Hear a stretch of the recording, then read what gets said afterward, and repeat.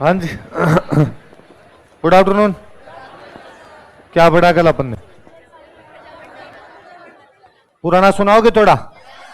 बताओ। देखिए, भगत आंदोलन कौन से क्षेत्र में, कौन सी जनजाति द्वारा, कौन से नेताओं द्वारा?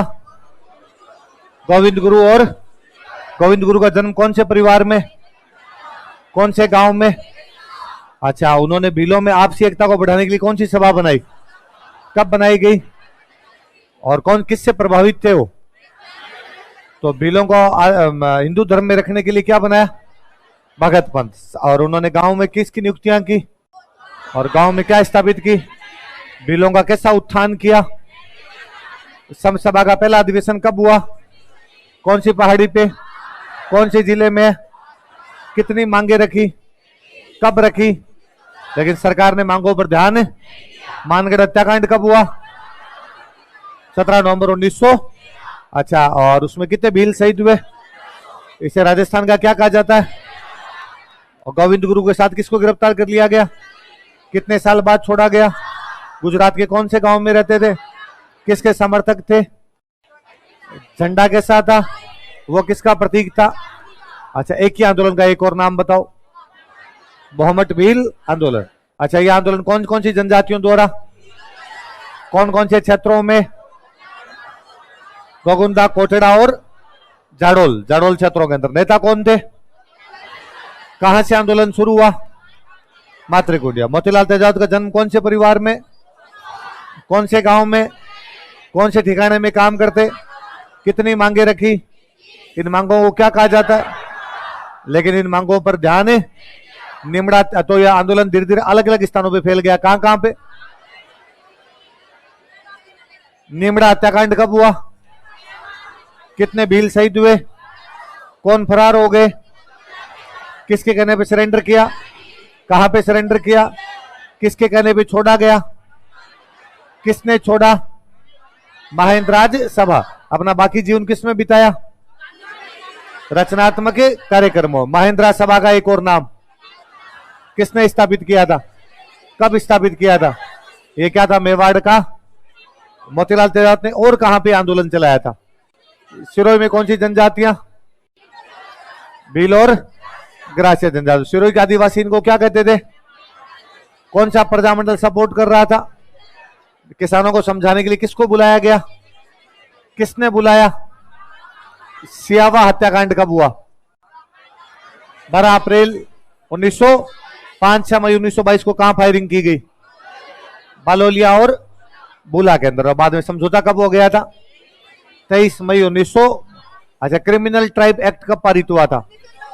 1924। कौन सी जनजाति शामिल हुई? अच्छा, जराइम पैसा अधिनियम कब पारित हुआ? और कहा गया प्रत्येक मीणा महिला पुरुष को हाजिरी लगाना जरूरी है। तो इसके खिलाफ आंदोलन चलाने वाले नेता कौन कौन थे? छोटू राम, महादेव राम और जवाहर राम। अच्छा, कौन सी महासभा बनाई गई, कब बनाई गई? अच्छा, नीम का थाना सम्मेलन कब बुलाया गया? 1944। किस कौन से संत द्वारा, कौन सी बुक लिखी थी, और उसमें क्या लिखा था? मीणा जनजाति का गौरवशाली इतिहास। बागावाद सम्मेलन कब हुआ? 28 अक्टूबर 1946। कितने चौकीदार मीणाओं ने इस्तीफे दिए और इसे किस रूप में मनाया गया, किस रूप में? फाइनली ये अधिनियम एबोलिश कब किया गया? 1952 के अधिनियम समाप्त कर दिया गया। अखिल भारतीय देशी राज्य लोक परिषद कब बनी, कहां पे बनी, उसके अध्यक्ष कौन थे और उपाध्यक्ष कौन थे? राजपूताना मध्य भारत के सचिव रामनारायण चौधरी। राजपूताना देशी राज्य लोक परिषद कब बनी? पहला अधिवेशन कब हुआ, कहां पे हुआ, उसके अध्यक्ष कौन थे? कांग्रेस ने सपोर्ट कब किया, कौन से अधिवेशन में, उसके अध्यक्ष कौन थे? 31 में कौन कौन से प्रजामंडल? 34 में, 36 में, 38 में, अलवर, भरतपुर, 39 में, 42 में ठिकाने में, 43 में रियासत में, पड़ोसी रियासत में। जयपुर प्रजामंडल के संस्थापक कौन थे? पुनर्गठन किसने किया, कब किया? अध्यक्ष किसको बना के गए और मंत्री किसको बनाया? कौन से किसान आंदोलन को सपोर्ट किया? पहला अधिवेशन कब बुलाया गया, कौन सी जगह पे बुलाया गया, उसमें अध्यक्ष कौन थे, महिलाओं की सभा को संबोधित किसने किया, जयपुर रियासत ने प्रजामंडल पर, तो जयपुर प्रजामंडल ने क्या चलाया, किसको गिरफ्तार कर लिया गया। इतनी बातें बड़ी। कल मैं एक बात बता रहा था कि 1942 में गांधी जी शुरू कर देते हैं क्विट इंडिया मूवमेंट, भारत छोड़ो, और हीरालाल शास्त्री का कहना है कि हम भारत छोड़ो आंदोलन में भागे।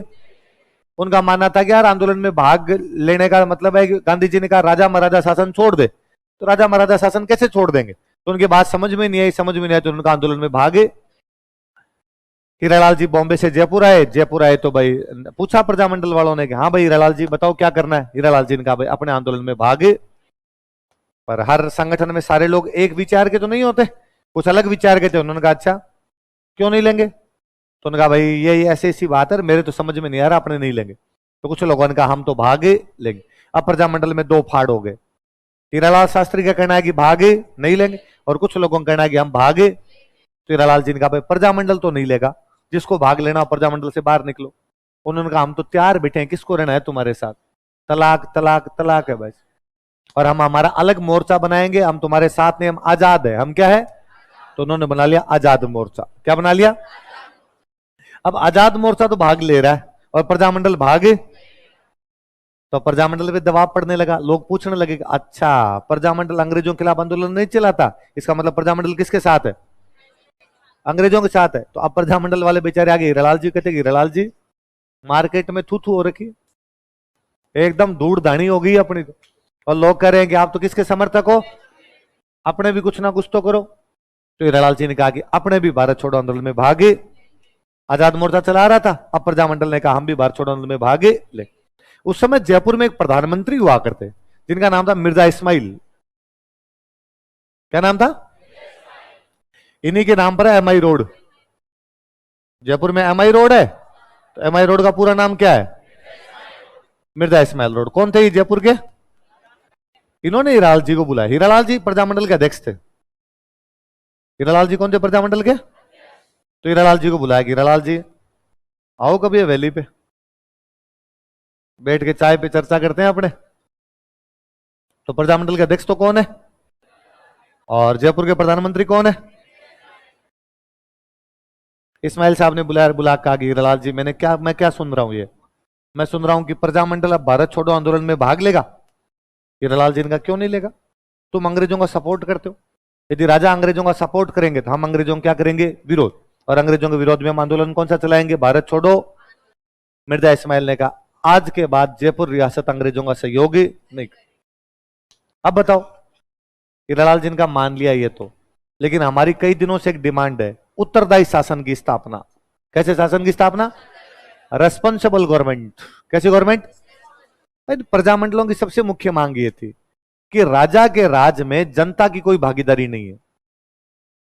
राजा के राज में जनता की भागीदारी, भाई होता क्या था कि राजा है, राजा कैसे बनेगा, बाप के मरने के बाद उसका बेटा राजा। राजा के मंत्री कैसे बनेंगे, तो राजा कहता मेरा भाई बन जाएगा गृह मंत्री, बेटा बन जाएगा विदेश मंत्री, भतीजा बन जाएगा खाद्य मंत्री, साले का बेटा बन जाएगा सूचना प्रसारण मंत्री, साली की बेटी की ननद का भांजा फलाना ये बन जाएगा। मतलब घर घर के तो बनते थे, इसमें जनता का कोई भी पार्टिसिपेशन।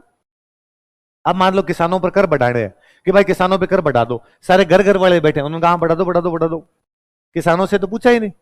किसानों का यह कहना था भाई हमारे से संबंधित फैसले लिए जाए तो हमसे पूछा जाए, हमसे पूछा जाए इसका मतलब हमारे क्या होने चाहिए, मंत्री। तो किसानों का यह मानना था या जनता का यह मानना था कि राजा सीट पे बैठा रहे, हमें राजा से कोई भी दिक्कत है नहीं, पर राजा के जो भी मंत्री होंगे वो किसके अंदर से बनाए जाए, और यदि वो जनता के अंदर से बनाए जाएंगे तो जनता के प्रति क्या होंगे, उत्तरदायी, जनता के प्रति क्या होंगे, रेस्पॉन्सिबल होंगे। और ऐसी जो गवर्नमेंट होगी वो कैसे हो जाएगी, रेस्पॉन्सिबल। तो प्रजामंडलों की सबसे मुख्य मांग क्या थी, उत्तरदायी शासन की स्थापना या रेस्पॉन्सिबल गवर्नमेंट स्टैब्लिश करनी। यही बात समझे। तो इनका इतने दिनों से चीख चीख के कह रहे हैं कि उत्तरदायी शासन लाओ, उत्तरदायी शासन लाओ, मानिए आपने बात। मिर्जा इस्माइल ने कहा अब मान लेंगे, उत्तरदायी शासन की स्थापना कर देंगे, जनता के अंदर से क्या बना देंगे हम, मंत्री। और कुछ बताओ, क्या एक वो कोई छोटा मोटा हम यदि धरना प्रदर्शन करते हैं ना, छोटा मोटा शांतिपूर्ण जुलूस भी निकालते हैं, आप पकड़ लेते हो भाई साहब। मिर्जा इस्माइल ने कहा आज के बाद नहीं पकड़ेंगे। और कोई समस्या तो बताओ। क्या एक ये भी होता है कि उधर बिहार यूपी हमारे दोस्त रहते हैं कई, जो अंग्रेजों को मार पीट करके जयपुर आ जाते हैं। उनको ये लगता है जयपुर भारत में तो आता नहीं, जयपुर चल लेते हैं, वहां अपने को कौन पकड़ेगा, हमारे घर पे आके रुक जाते हैं। पर आप न केवल उसको पकड़ते हो बल्कि हमें और पकड़ लेते हो। मिर्जा इस्माइल ने कहा धीरे बोलो, आइंदा के बाद कोई आए तो चुपचाप घर पे रख लेना, नहीं तो उसको पकड़ेंगे ना, अंग्रेजों की सहायता नहीं करेंगे, उत्तरदायी शासन की स्थापना करें। आप शांतिपूर्ण धरना जुलूस प्रदर्शन कुछ भी कर सकते, वहां से जो भी आएगा उसको हम गिरफ्तार नहीं, आप उसको क्या दे सकते हो सर। और बताओ हीरालाल जी, मेरे लायक कोई सेवा हो तो। हीरालाल जी का इतना ही था सा, और तो कुछ ही नहीं।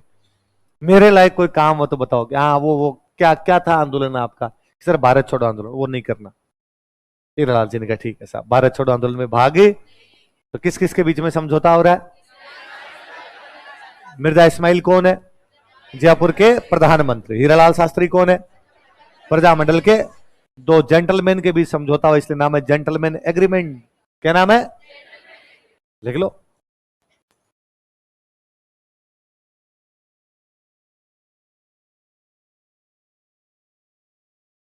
हाँ बोलो सर। हम्म हम्म अब अध्यक्ष बन गए, अध्यक्ष बन गए। वो 36 की बात है, 42 चल रहा है। हाँ एक चीज दिखाओगे, एक चीज दिखाओ। हम्म वो दूसरा था, ये दूसरा है। दूसरा, दोनों अलग अलग। हाँ हाँ वो फाड़ दे, नहीं लोड लेना इतना। तुम्हें मेरे पे इतना अविश्वास क्यों रहता है, मेरे को देख के लगता है कि झूठा मक्कार आदमी है, धोखेबाज है। तब मेरे ये कभी नहीं समझ में। स्टूडेंट कहता है आपने जो लिखवाया वो गलत है, मैंने कहीं पर पढ़ा वो सही है।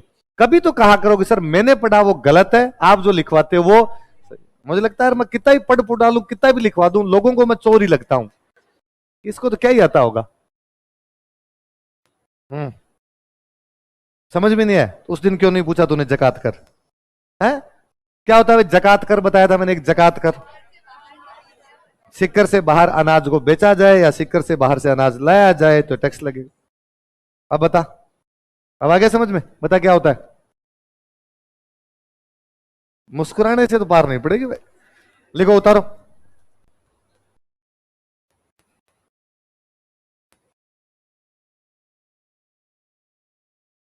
हाँ गूगल भी गलत है तो, गूगल पे तो, गूगल पे मेरे नाम पे सर्च मारने पे उसमें कई ऐसी जानकारियां मिलती है जो मुझे ही नहीं पता है ना। गूगल मुझे बताता है कि तेरे नाम पर ये भी चल रहा है।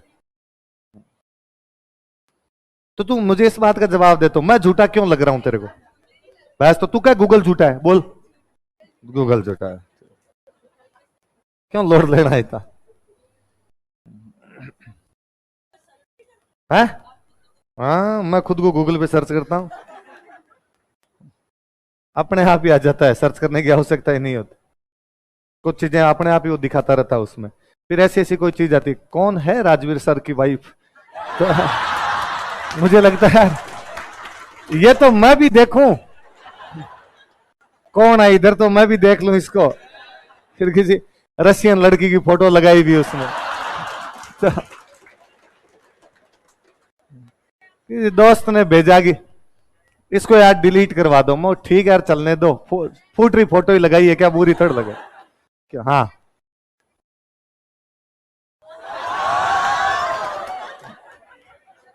पढ़ लो रे तुम, लिख लिया। लिखो समझौते की शर्तें, मतलब मैं तुम्हें खुश अच्छा नहीं लगता, तुम चाहते हो मैं बर्बाद हो जाऊं, बस लिखो समझौते की शर्तें है। हाँ हाँ एक तो मकान और दिखा रखा है, कोई 3 मंजिल का मकान है। वो किसका मकान, मैं कब्जा कर लूं कि देख लो गूगल पे मेरा आ रहा है ये। समझौते की शर्तें, कंडीशंस ऑफ एग्रीमेंट, एक नंबर लगा के लिखो। लिखो जयपुर रियासत अंग्रेजों की सहायता नहीं करेगी, Jaipur state will not support Britishers.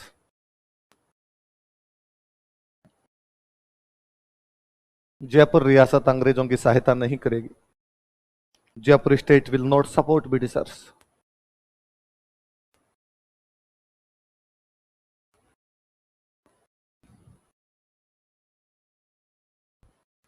अगला लिखो, जयपुर रियासत उत्तरदायी शासन की स्थापना करेगी। 2 नंबर लिखना ना, जयपुर रियासत उत्तरदायी शासन की स्थापना करेगी। Jaipur state will establish responsible government. Jaipur state will establish responsible government. Jaipur रियासत उत्तरदायी शासन की स्थापना करेगी। Jaipur state will establish responsible government. अगला लिखो, 3 नंबर लिखो, जयपुर रियासत ब्रिटिश भारत के विद्रोही को गिरफ्तार नहीं करेगी। यूपी बिहार वाले इलाके को क्या बोलते थे? ब्रिटिश भारत। जयपुर रियासत ब्रिटिश भारत के विद्रोही को गिरफ्तार नहीं करेगी। Jaipur state will not arrest rebel of British India. Jaipur state will not arrest rebel of British India. British Bharat के विद्रोही को गिरफ्तार नहीं करेगी। ब्रिटिश भारत के विद्रोही को गिरफ्तार नहीं करेगी। इसी में कंटिन्यू करना। तथा प्रजामंडल उसे शरण भी दे सकता है। And Prajamandal can give shelter to him. तथा प्रजामंडल उसे शरण भी दे सकता है। And Prajamandal can give shelter to him.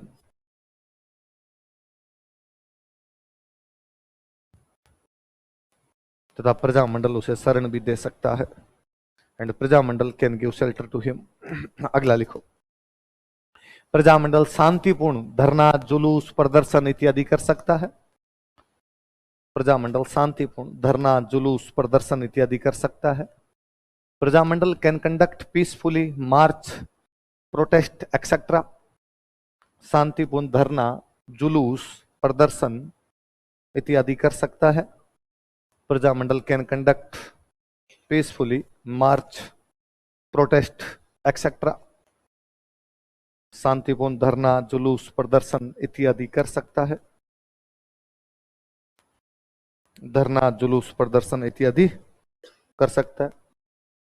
Can conduct peacefully March, protest etcetera. Last वाले लिखो, स्टार लगा के लिखो, काम की बात यही है।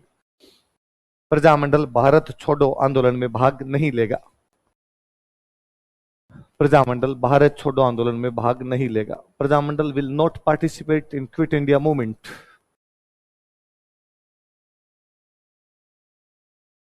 प्रजामंडल भारत छोड़ो आंदोलन में भाग नहीं लेगा। Prajamandal will not participate in quit India movement. Bharat छोड़ो आंदोलन में भाग नहीं लेगा, है ना। इसके स्टार लगाना। ये कई बार पूछा हुआ सवाल है कि कौन से प्रजामंडल ने भारत छोड़ो आंदोलन में भाग नहीं लिया था। तो कौन से प्रजामंडल ने? 2013 के मेंस में पहला क्वेश्चन था कि भारत छोड़ो आंदोलन के समय जयपुर प्रजामंडल ने क्या एटीट्यूड अपनाया था। तो क्या एटीट्यूड अपनाया? उन्होंने भाग नहीं लिया। कौन से समझौते के कारण? जेंटलमैन एग्रीमेंट, जो कि किस किस के बीच में हुआ? मिर्जा इस्माइल और हीरालाल शास्त्री। मिर्जा इस्माइल साहब कौन थे? जयपुर के प्रधानमंत्री। और ये हीरालाल शास्त्री कौन थे? 42 में प्रजामंडल के क्या थे? अध्यक्ष। याद रहेगी सारी बात। पर कुछ लोगों ने भाग लिया था। जिन्होंने भाग लिया उन्होंने अपनी अलग पार्टी बनाई थी, उसका नाम क्या था? आजाद मोर्चा। हेडिंग डालो, आजाद मोर्चा।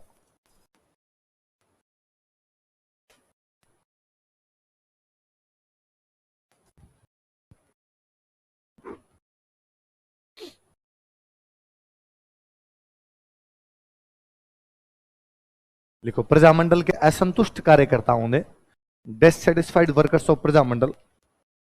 प्रजामंडल के असंतुष्ट कार्यकर्ताओं ने dissatisfied workers of Prajamandal. Prajamandal के असंतुष्ट कार्यकर्ताओं ने बाबा हरिश्चंद्र के नेतृत्व में इसका गठन किया था। Founded it under leadership of Baba Harishchandra. Baba Harishchandra के नेतृत्व में इसका गठन किया था। Founded it under leadership of Baba Harishchandra. हाँ लो, मैं बोल देता हूं। प्रजामंडल से असंतुष्ट कार्यकर्ताओं ने, हाँ बोल, dissatisfied workers of Prajamandal. Dissatisfied workers of Prajamandal founded it under leadership of Baba Harishchandra. Prajamandal के असंतुष्ट कार्यकर्ताओं ने बाबा हरिश्चंद्र के नेतृत्व में इसका गठन किया था। इसका किसका? आजाद। लाइन चेंज करके लिखो। इन्होंने भारत छोड़ो आंदोलन में भाग लिया था। They participated in quit India movement. इन्होंने भारत छोड़ो आंदोलन में भाग लिया था। They participated in quit India movement. इन्होंने भारत छोड़ो आंदोलन में भाग लिया था। They participated in quit India movement.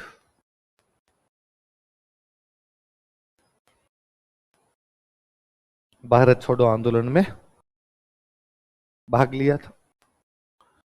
अन्य और कौन कौन थे लिख लो। आजाद मोर्चा के अन्य नेता, अदर लीडर्स ऑफ आजाद मोर्चा। बाबा हरिश्चंद्र तो बड़े नेता हो गए एक।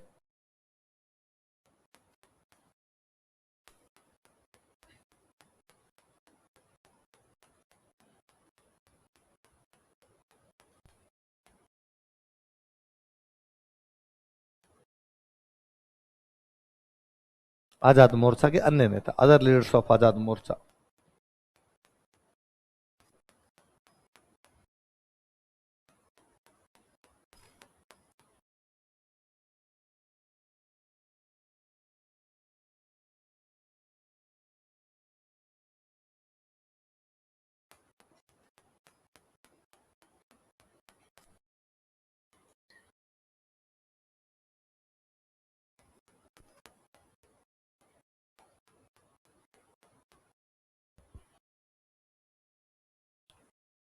कौन कौन है नाम बताओ देखे। रामकरण जोशी, दौलतमल भंडारी, गुलाबचंद कासलीवाल। आजाद मोर्चा के दूसरे नेता भैया ना। बाबा हरिश्चंद्र बड़े नेता थे, दो तीन नेता और। क्या क्या नाम है? रामकरण जोशी, गुलाबचंद। दौसा के कौन कौन आप में से? दौसा के रहने वाले लोग। अच्छा, तो आपके दौसा में रामकरण जोशी जी के नाम पर कुछ है? कोई स्कूल कॉलेज कुछ है? क्या है? इस हॉस्पिटल भी है, तो ये वही है। आप बोले रामकरण जोशी है, ठीक है। पहले आजाद मोर्चा के नेता थे, बाद में राजस्थान सरकार में मंत्री वगैरह रहे थे, चुनाव लड़े थे आपके दौसा से। दौलतमल भंडारी अपने जयपुर के बहुत बड़े वकील थे। एक होता है ना वकीलों का जो संगठन होता है, क्या बोलते हैं? Bar association. नाम सुना होगा। तो उस समय जयपुर बार एसोसिएशन के अध्यक्ष हुआ करते थे। गुलाबचंद कासलीवाल भी उस टाइम के बहुत बड़े वकील हुआ करते। इन वकीलों ने मिलकर अपना एक संगठन बना लिया, आजाद मोर्चा, और भारत छोड़ो आंदोलन में भागे। प्रजामंडल ने भागे नहीं। 45 में भारत छोड़ो आंदोलन समाप्त हो गया। कब समाप्त होता है? 1945 में भारत छोड़ो आंदोलन समाप्त हो जाता है। उस साल नेहरू जी जयपुर आए। नेहरू जी जयपुर आए तो नेहरू जी ने देखा कि प्रजामंडल वाले तो आपस में लड़ रहे हैं, आजाद मोर्चा अलग और प्रजामंडल अलग। किस बात पे लड़ रहे हैं? कि भारत छोड़ो आंदोलन में भाग लेना है या। नेहरू जी ने कहा अब तो खत्म ही हो गया, अब क्यों लड़ रहे हो? आपस में विलय कर लो, राजी राजी रह जाओ, भाइयों की तरह रहा करो। तो 45 में नेहरू जी के कहने पर आजाद मोर्चा का पुनः विलय किस में कर दिया गया? मर्ज किस में कर दिया गया? प्रजामंडल। देख लो 1945 ईस्वी में, इन 1945 एडी। 1945 ईस्वी में, इन 1945 एडी, नेहरू जी के कहने पर, on advise of Nehru ji, Nehru ji के कहने पर, on advise of Nehru ji, आजाद मोर्चा का प्रजामंडल में विलय कर दिया गया था। आजाद मोर्चा वॉज मर्ज्ड इन प्रजामंडल। आजाद मोर्चा का प्रजामंडल में विलय कर दिया गया था। आजाद मोर्चा वॉज मर्ज्ड इन प्रजामंडल। आजाद मोर्चा का प्रजामंडल में विलय कर दिया गया था। आजाद मोर्चा किसमें विलय कर दिया गया? प्रजामंडल के अंदर क्या कर दिया गया? विलय कर दिया गया। 45 में भारत छोड़ो आंदोलन समाप्त हुआ। जब जेंटलमैन एग्रीमेंट हुआ था तब उसमें एक लाइन है कि जयपुर में कैसी सरकार की स्थापना की जाएगी? उत्तर। तो अब इन्होंने कहा भाई करो, आपने कहा था भारत छोड़ो आंदोलन में भाग मत लो, हमने नहीं लिया, तो आप भी तो हमारी बातें मानो। तो उन्होंने कहा ठीक है भाई। तो उत्तरदायी शासन का मतलब है जनता के अंदर से क्या बनाए जाएंगे? मंत्री। तो पहले मंत्री जनता के अंदर से बनाए गए थे, उनका नाम था देवी शंकर तिवाड़ी। क्या नाम था? पूरे राजस्थान में पहली बार जनता के अंदर से कोई मंत्री बनाया गया था, वो जयपुर में बनाए गए थे, और वो बनाए गए थे देवी शंकर तिवाड़ी। क्या नाम था? याद रहेगा? 1946 की बात है। कब की बात है? लिख लो 1946 ईस्वी में, इन 1946 एडी। 1946 ईस्वी में, इन 1946 एडी।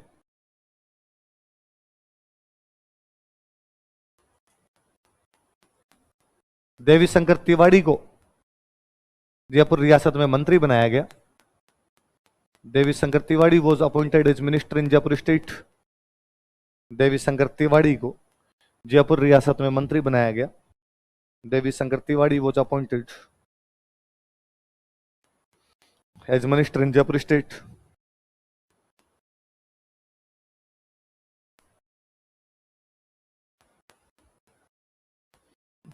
ये अपने राजस्थान के पहले गैर सरकारी मंत्री थे। कैसे मंत्री? गैर सरकारी कहने का मतलब है बाकी तो सरकारी मंत्री, सरकारी मतलब बाकी तो राजा के होते थे। पहली बार कहां से बनाए गए थे? जनता। लिख लो, यह है राजस्थान की किसी भी रियासत में पहले गैर सरकारी मंत्री थे। यह है राजस्थान की किसी भी रियासत में पहले गैर सरकारी मंत्री थे। He was first non-government minister in any princely state of Rajasthan. यह है राजस्थान की किसी भी रियासत में पहले गैर सरकारी मंत्री थे। He was first non-government minister in any princely state of Rajasthan. यह है राजस्थान की किसी भी रियासत में पहले गैर सरकारी मंत्री थे। He was first non-government minister in any princely state of Rajasthan. पहले भी प्रजामंडल में एक्टिव थे। ये एक अखबार निकाला करते थे, इनका एक न्यूज़पेपर याद रखना है। 1943 में इन्होंने एक जयपुर से न्यूज़पेपर निकाला था, उसका नाम था लोकवाणी। क्या नाम था? कब निकाला गया? 1943 में जमनालाल बजाज की डेथ होती है, तो जमनालाल बजाज की याद में जो अखबार निकाला गया, वो अखबार कौन सा था? जमनालाल बजाज जयपुर प्रजामंडल से जुड़े हुए थे, तो जयपुर वाले अखबार निकालेंगे। जयपुर से निकलता था, और निकालते कौन थे? देवी शंकर तिवारी। याद रहेगा, लिखो। 1943 ईस्वी में इन 1943 एडी 1943 ईस्वी में 1943 एडी जमनालाल बजाज की याद में, in memory of Jamnalal Bajaj, Jamnalal Bajaj की याद में, in memory of Jamnalal Bajaj, Jamnalal Bajaj की याद में, in memory of Jamnalal Bajaj, इन्होंने जयपुर से लोकवाणी नामक समाचार पत्र प्रकाशित किया था। He published a newspaper named Lokvani from Jaipur. इन्होंने जयपुर से लोकवाणी नामक समाचार पत्र प्रकाशित किया था। He published a newspaper named Lokvani from Jaipur. इन्होंने जयपुर से लोकवाणी नामक समाचार पत्र प्रकाशित किया था।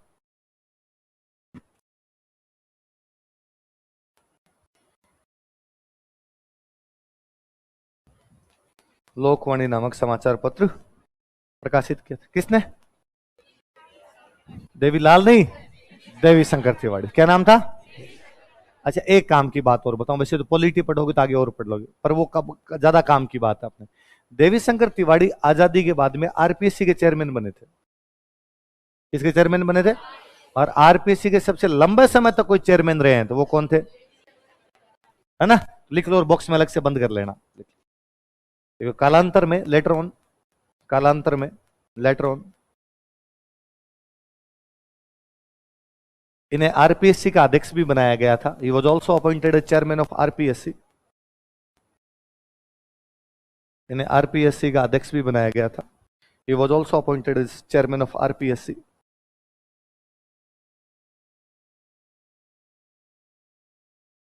कोष्टक में लिख लो, सबसे लंबा कार्यकाल, लॉन्गेस्ट टेन्योर,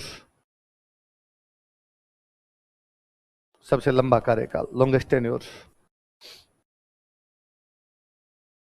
टेन्योर, कार्यकाल, टेन्योर।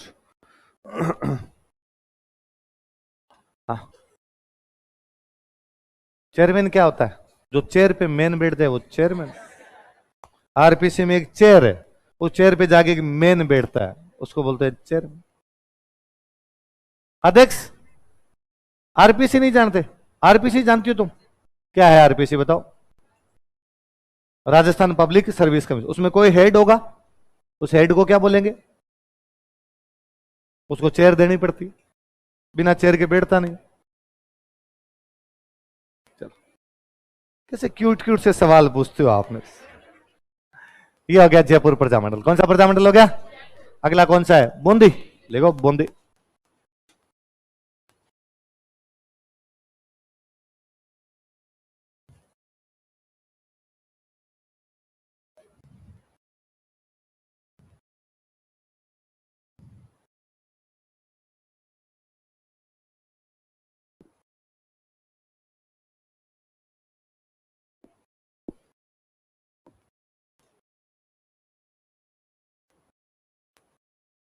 लिखो भाई। संस्थापक।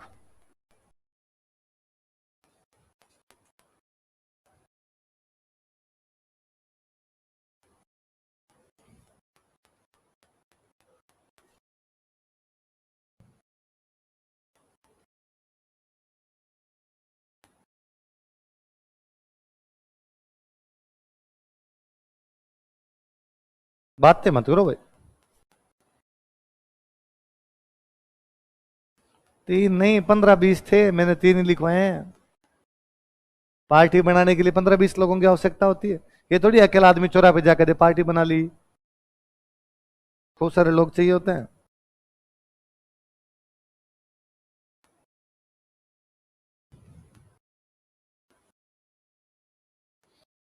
क्या क्या नाम बताओ देखे।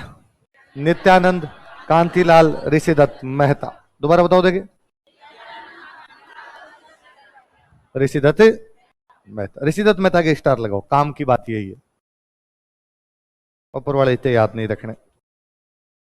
ऊपर वाले 2 नाम है, नित्य कांति। क्या नाम है? बाबा रामदेव बेचता दंत कांति। दंत कांति है। ये वाले कौन है दोनों? नित्य का। एक नाम याद रखना आपने, तो कौन सा? ऋषिदत्त। हालांकि ऋषिदत्त मेहता ने थोड़े दिनों बाद एक संगठन और बना लिया था। हाँ? आवाज नहीं आ रही? नहीं आ रही तो सुन तो रहा है, तुझे आवाज नहीं आ रही है? कम आ रही है? जोर से आएगी। अब जोर से आ रही है? ठीक है, एकदम और जोर से आएगी थोड़ी देर में। इतनी काम की बात बोली भी नहीं थी रे कोई। थोड़ी बढ़ा दे भाई, आवाज बढ़ा दे। मन का वहम है जी। कई बार क्या होता है, बच्चे मेरे को आवाज नहीं आ रही सर, मैं यूं थोड़ा सा ऐसे कर देता, फिर वापस कर देता हूं, हाँ सर आ रही है, आ रही है। तो कौन कौन है नाम बताओ देखे। नित्यानंद, कांतिलाल, ऋषिदत्त मेहता ने थोड़े, एक तो प्रजामंडल बनाया, फिर उन्होंने कहा एक पार्टी और बना लेता हूं मैं। नेताओं में आपसी झगड़ा भी चलता है, पहले भी आपसी झगड़े हो जाते तो अलग पार्टी बना लेते। तो एक पार्टी अखिल भारतीय देसी राज्य लोकप्रिय, एक पार्टी राजपूताना देसी राज्य, तो ऋषिदत्त मेहता ने बनाई बूंदी देसी राज्य। तो ऋषिदत्त मेहता का एक और संगठन कौन सा था? लिखो, ऋषिदत्त मेहता के नीचे तीर लगा के लिखो अन्य संगठन, या इधर लिख लो संगठन ही लिख लो, अन्य क्या, खाली संगठन ही लिख लो। ऑर्गेनाइजेशन, बूंदी देसी राज्य लोक Parishad, Bundi princely state people's conference,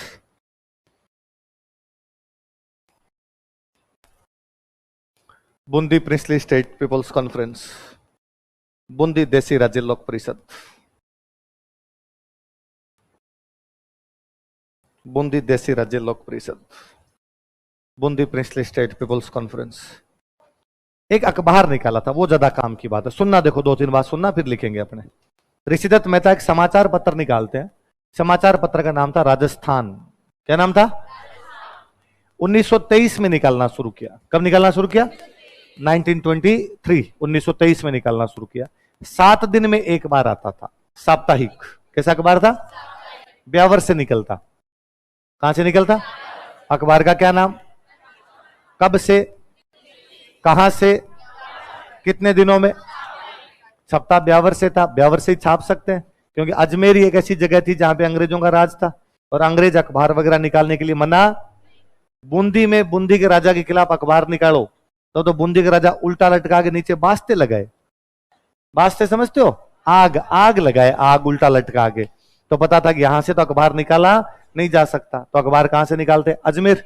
Ajmer में ब्यावर था, गोरों के राज में निकाल लो। गोरे बापड़े भले सीधे सज्जन आदमी थे, वो किसी भी चीज के लिए मना, वाकई बहुत अच्छे थे।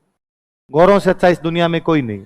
आप, मैं हमेशा ही कहता हूं कि गांधी जी ने गोरों के खिलाफ 3 बड़े बड़े आंदोलन किए, असहयोग, सविनय अवज्ञा, भारत।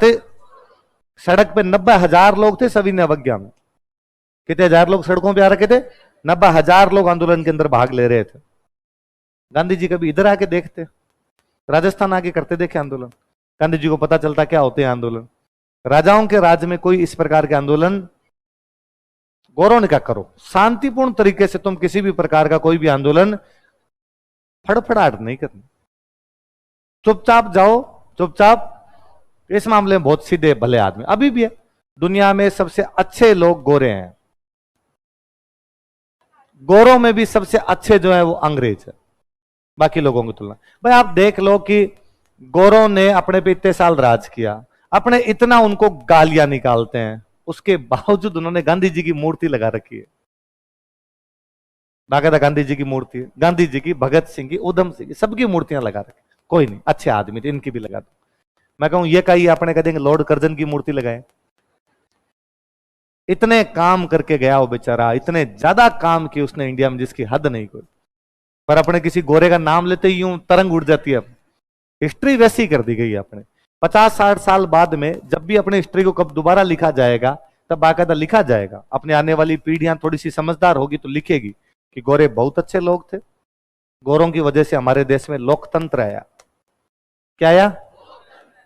मैं तो कई बार सोचता हूं कि यदि 57 की क्रांति सफल हो जाती तो 57 की क्रांति सफल हो जाती तो बहादुर शाह जफर वापस बनता मुगल बादशाह, और आज भी कोई 7वां वंशज बहादुर शाह जफर का उधर बैठा होता दिल्ली के अंदर, और नए नए ऑर्डर जारी किए जाते। और इतने बेलखने बेलखने के मुगल बादशाह हुए थे।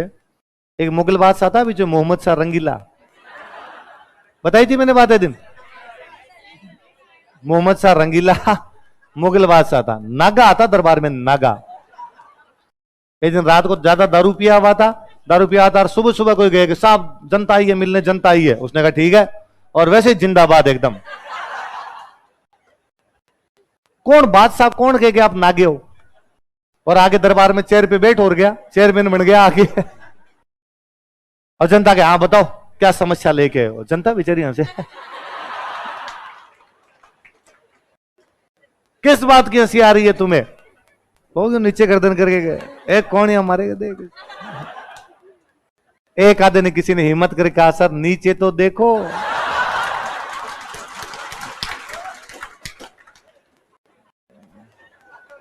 आदमी को बेइज्जती तो फील होती है ना, और उसे लगा यार मरा दिया, तो ध्यान ही नहीं रखा।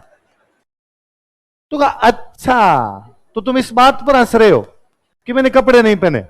तो उनका हाँ साहब ऑब्वियस सी बात है, नागे आदमी पे हंसते ही है। कही आज का ड्रेस कोड है, तुम और उतारो। उसने सबको किए नागे।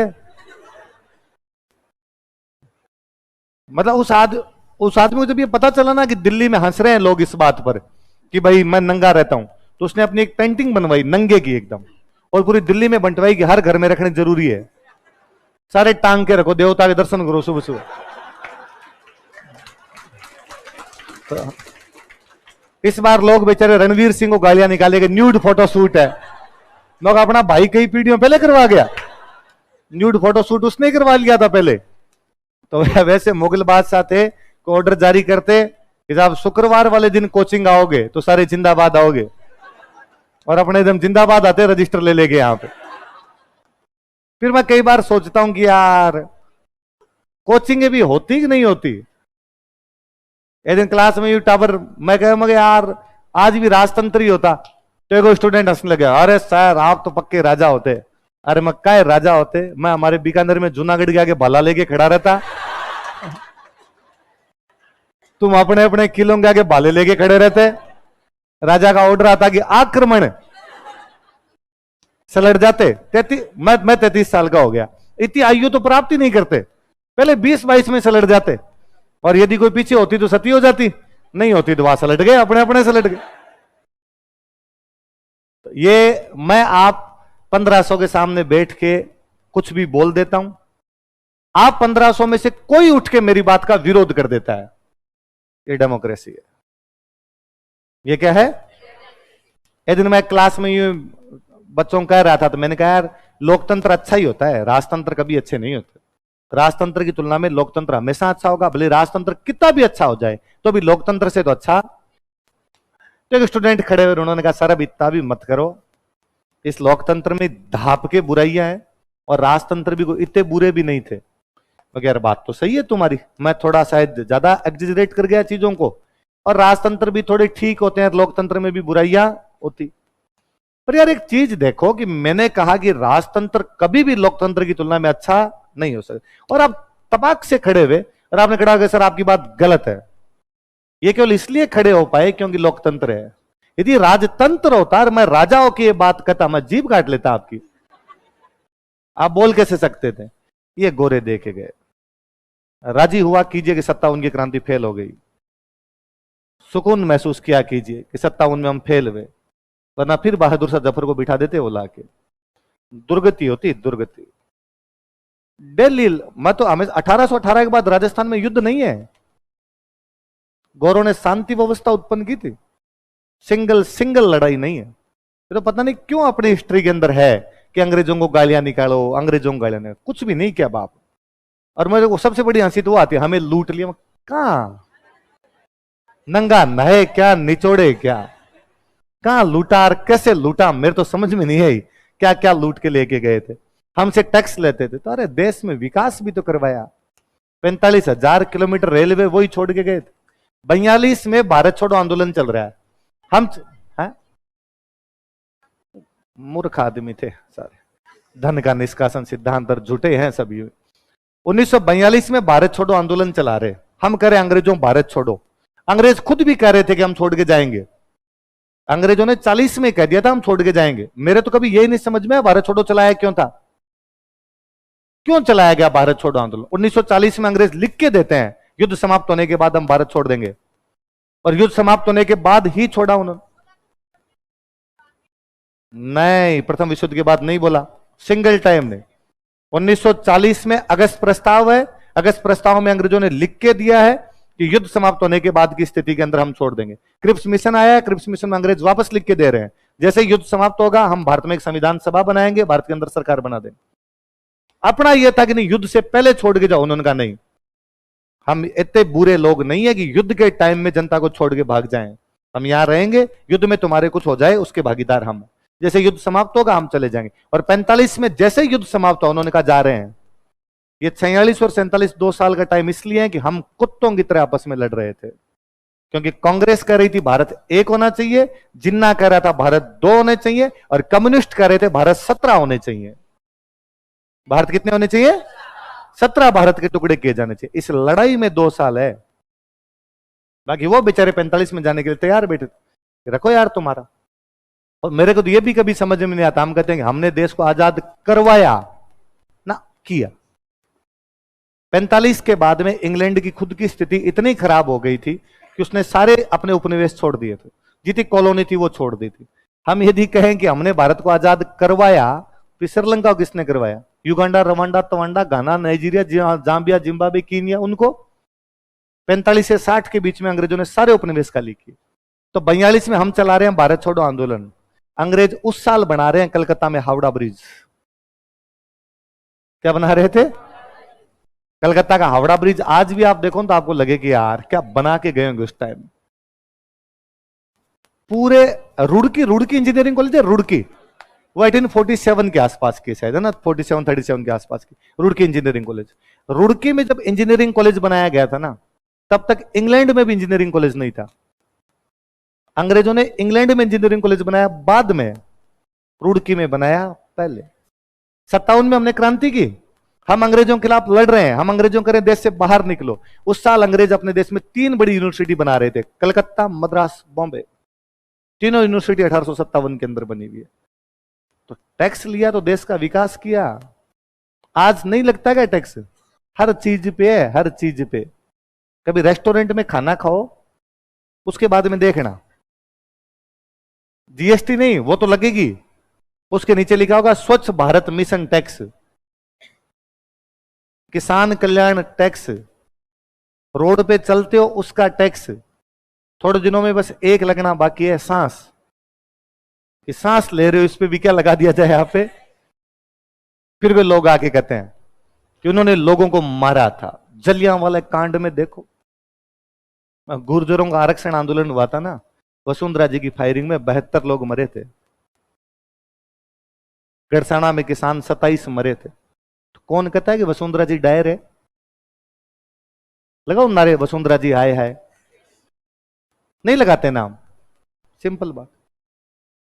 अरे ये यदि हत्याकांड ही देखने हैं तो अकबर ने खाली चित्तौड़ में 30,000 कटवा दिए, अलाउद्दीन खिलजी ने खाली चित्तौड़ में 30,000 कटवा दिए। अंग्रेजों ने जलियांवाला के लिए बार बार माफी मांगी है। गलत हुआ जो हुआ वहां पे, अपने अफसर को सस्पेंड किया था, सब कुछ किया था। अकबर अलाउद्दीन वाली किताबों में लिखा हुआ है, मजा आया 30,000 को काट के। और एक सिंगल किताब इस बात की आलोचना करती हुई दिखा दो मुझे। पता नहीं क्या पढ़ाते हैं हम, क्या पढ़ते हैं, मेरे तो ये नहीं समझ में आता कि गोरों को इस देश में गालियां कैसे निकाल सकता है। सब कुछ ही दे के गए बेचारे। आंदोलन के हक उन्होंने दिए, सिखाए उन्होंने कि आंदोलन नाम की भी कोई चीज होती है, जब आप आंदोलन कर सकते हो। सरकार यदि गलत कर रही है तो आप उसके खिलाफ क्या कर सकते हो? कुछ ही नहीं मिली, सब झूठी बातें हैं। सस्पेंड कर दिया था, उसको भेज दिया था वापस कि हटाया जाए इसको, सरकार ने हाथों हाथ। वहां के कोई कॉलोनी वालों ने मिलकर उसको इनाम दे दिया, अपने वाले उसमें कहते हैं देखो साहब ये कर दिया ये कर दिया। खुद की कमियां अपने से किसी से देखी नहीं जाती। अड़ो पड़ो बाबूजी पर पड़ो, ले दे की कमियों का एकमात्र कौन है? तब कहते भाई कृषि व्यवस्था नष्ट भ्रष्ट हो गई थी क्योंकि अंग्रेज भू राजस्व ज्यादा ले रहे थे। अब सुधर रही है ना, किसान सुसाइड करते हैं। 70 साल का लोकतंत्र बीतने के बाद भी खेती के हालात सुधरी तो फिर उस समय सेम की सेम बात थी। तो ये गौरवमाली तो अपने यूं बनाई हुई है, किससे ही हैं किससे चलते रहते हैं इस प्रकार की चीजें। आने वाले 100-150 साल में कभी भले आएंगे तब अपने उनके बारे में बहुत सही सही लिखेंगे कि नहीं यार उन्होंने बहुत काम किए थे, बहुत काम किए थे।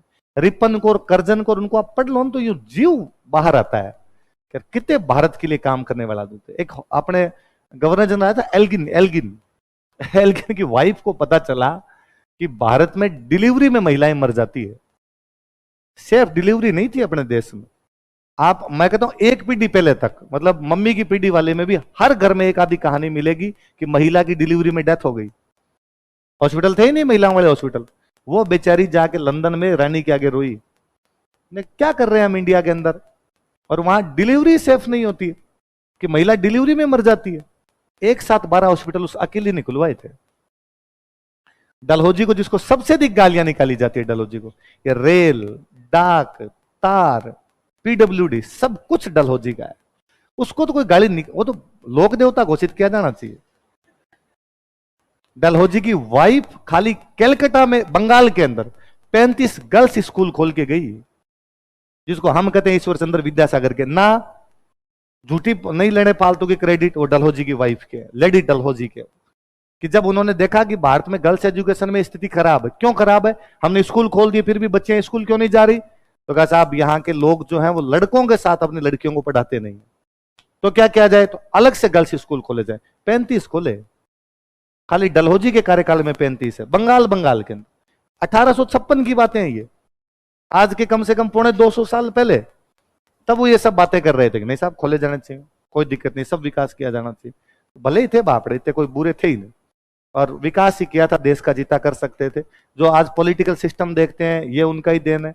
अपने देश में कमियां जो दिखाई देती है उनका बड़ा रीजन ये है कि हम खुद इतने निकम्मे हैं जिसकी हद नहीं। हम एक दूसरे को न तो कोई चाहने वाले लोग हैं। मेरे तो ये भी कभी नहीं समझ में आया, कहते हैं अंग्रेजों ने हमारे देश की एकता को तोड़ दिया था। ठीक कब? पूरा मिडिवल तुम्हारा हिंदू मुस्लिम युद्धों में बीता है।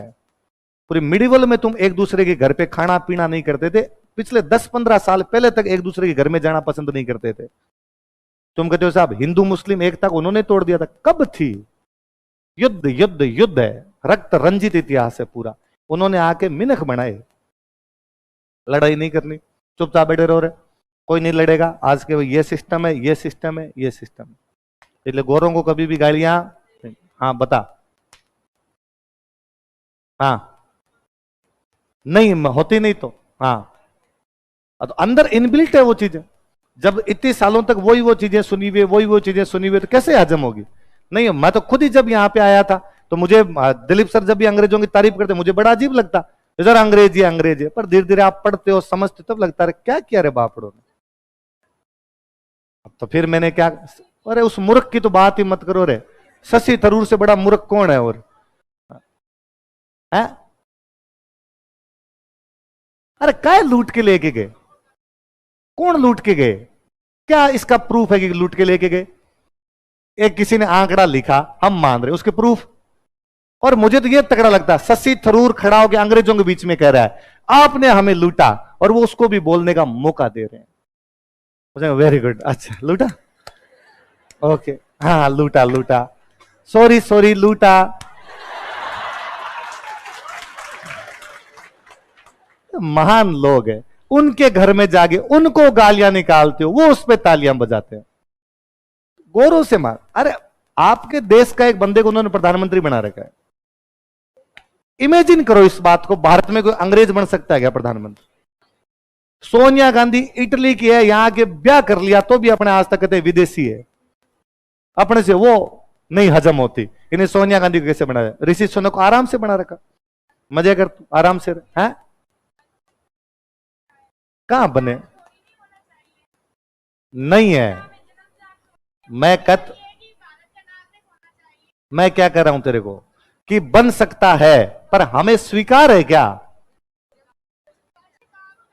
नहीं है ना स्वीकार, उनको स्वीकार है आराम से। ऋषि सुनक उनको मजे आते हैं उनको। अब अच्छे छोड़ अपने, मैं कहूं जैसे आज को एकदम अंग्रेज, सोनिया गांधी तो फिर भी बेचारी यहां के अपने जैसी हो गई थी, है ना, विदेशी बची नहीं थी, एकदम अपने जैसी हो गई थी। पूरा कोई गोरा आकर अपने यहां पर कदे कि मैं तुम्हारा प्रधानमंत्री हूं, या यहां पे अपने चुनाव लड़ने की भी बात कर ले, भाई साहब ये बड़ा ने। हाँ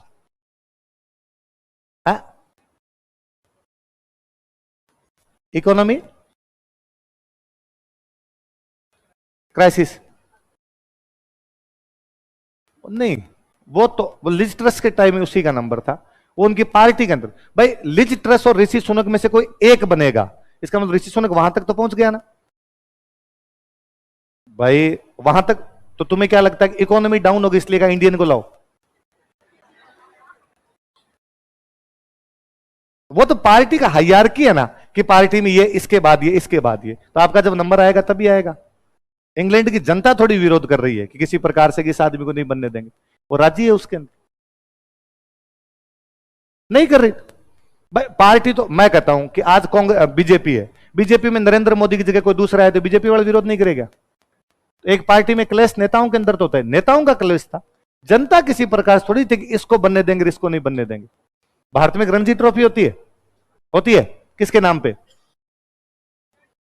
रणजीत सिंह जडेजा किसके नाम पे होती है?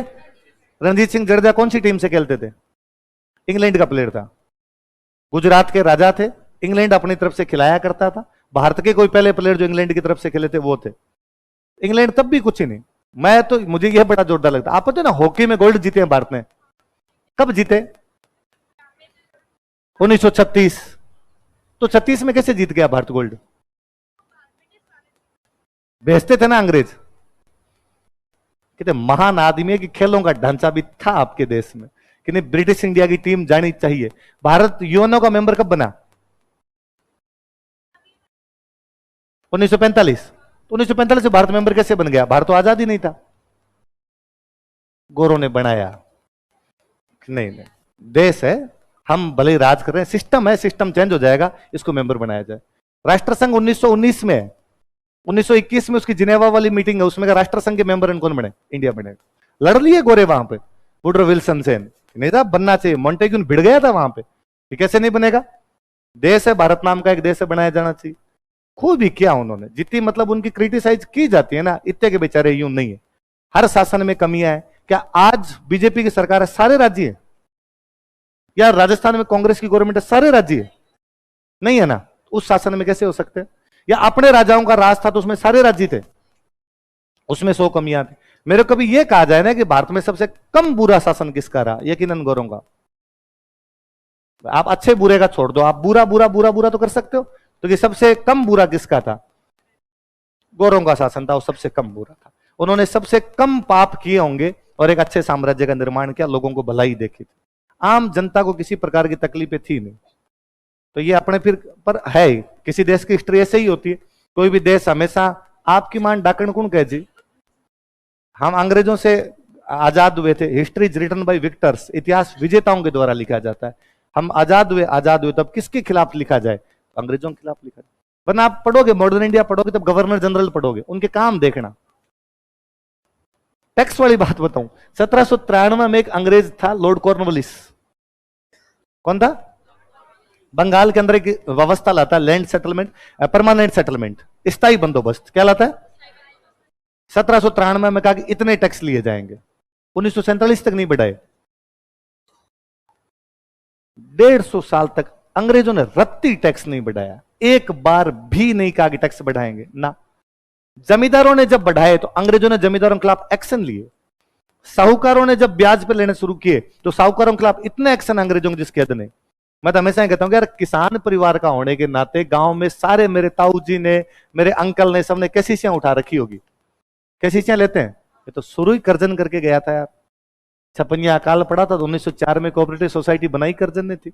इस वजह से कि भारत में लोग जब एक दूसरे को ब्याज पर पैसे देते लूटते हैं, इसलिए हम देंगे ब्याज पर पैसे और ज्यादा ब्याज नहीं लेंगे, बहुत साधारण साधारण दरों पर दिए जाएंगे। इसलिए 1904 में कोऑपरेटिव सोसाइटी का एक्ट है कि 1904 के अंदर उन्होंने कहा कि नहीं, ये किया जाना चाहिए, ब्याज सस्ते दरों पर दिए जाने चाहिए। इसलिए गोरों को गालियां नहीं निकाल, लिखो कर लेता हूं, तुम पढ़ लिया आपने।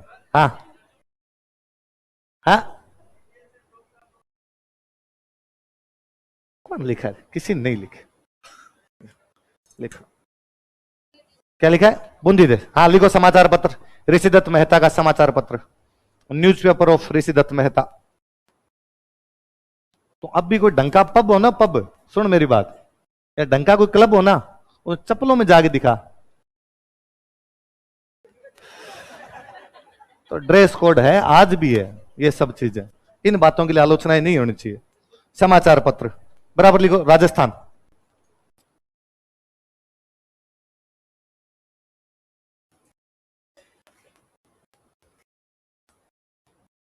समाचार पत्र कौन सा? राजस्थान। 1923 में निकलता, वीकली न्यूज़पेपर था, ब्यावर से पब्लिश होता। तीनों बातें लिख लो।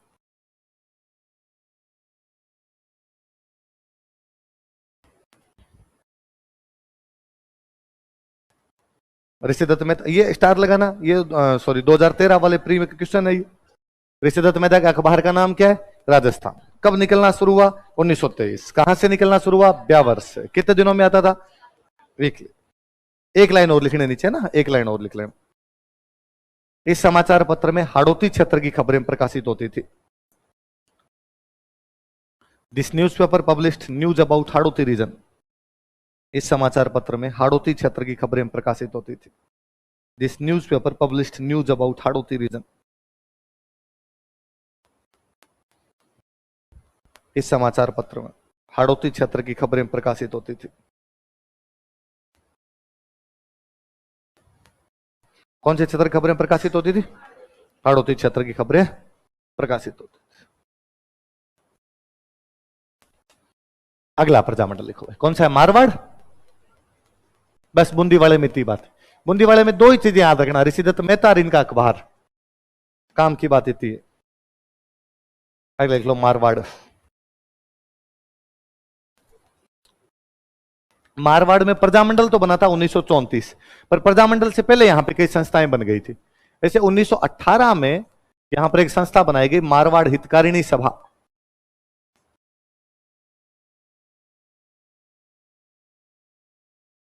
कौन सी बनाएगी? और इसको बनाने वाले थे चांदमल सुराणा। कौन थे बनाने वाले? उतार लो, ऐसे कैसे उतार लो, समझ में आ जाएगा ना, या पूरा लिखवाऊं स्थापना की टाइप का? ऐसे ही उतार लो, पल्ले तो पड़ जाएगा आपने।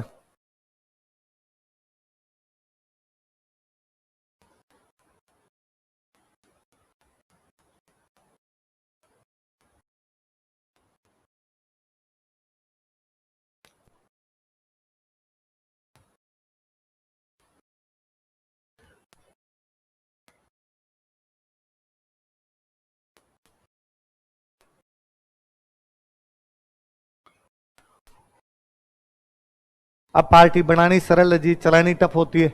बना तो ली थी लेकिन बंद हो गई, तो इसका 5 साल बाद पुनर्गठन किया गया। 5 साल बाद कब होगा? और पुनर्गठन करने वाले थे जयनारायण व्यास। किसने किया था? लिख लो, रीऑर्गेनाइज।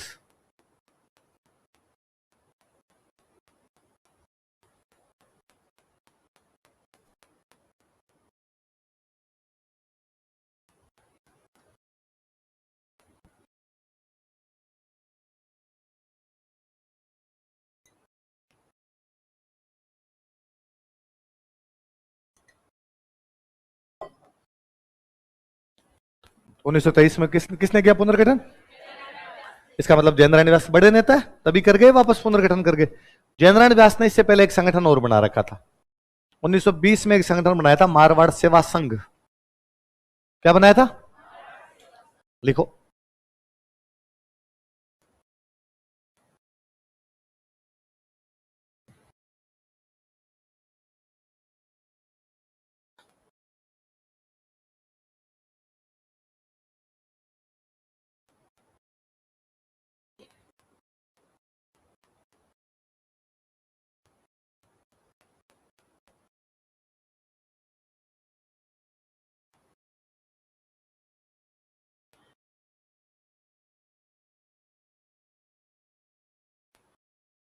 मारवाड़ सेवा संघ किसने बनाया? जयनारायण व्यास ने। ये संगठन एक काम के लिए बनाया गया, सुनना देखो एक बार, बाद में लिखेंगे। इस संगठन ने एक आंदोलन चलाया था, उस आंदोलन का नाम था तोल आंदोलन। कौन सा आंदोलन था? लिखो, देखे इतना एक बार लिखो, तोल मूवमेंट, फिर मैं समझाता हूं क्या था। तीर लगा के इसी के नीचे लिख लो तोल आंदोलन, समझ में आ ही जाएगा अपने को कि मारवाड़ सेवा संघ ने कौन सा आंदोलन चलाया? तोल आंदोलन।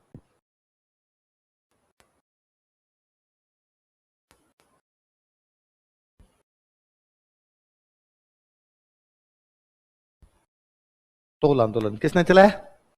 मारा। क्या था देखो, जैसे अब होता है 1 किलो, 1 किलो में कितने ग्राम होते हैं? 1000। कितने ग्राम होते हैं?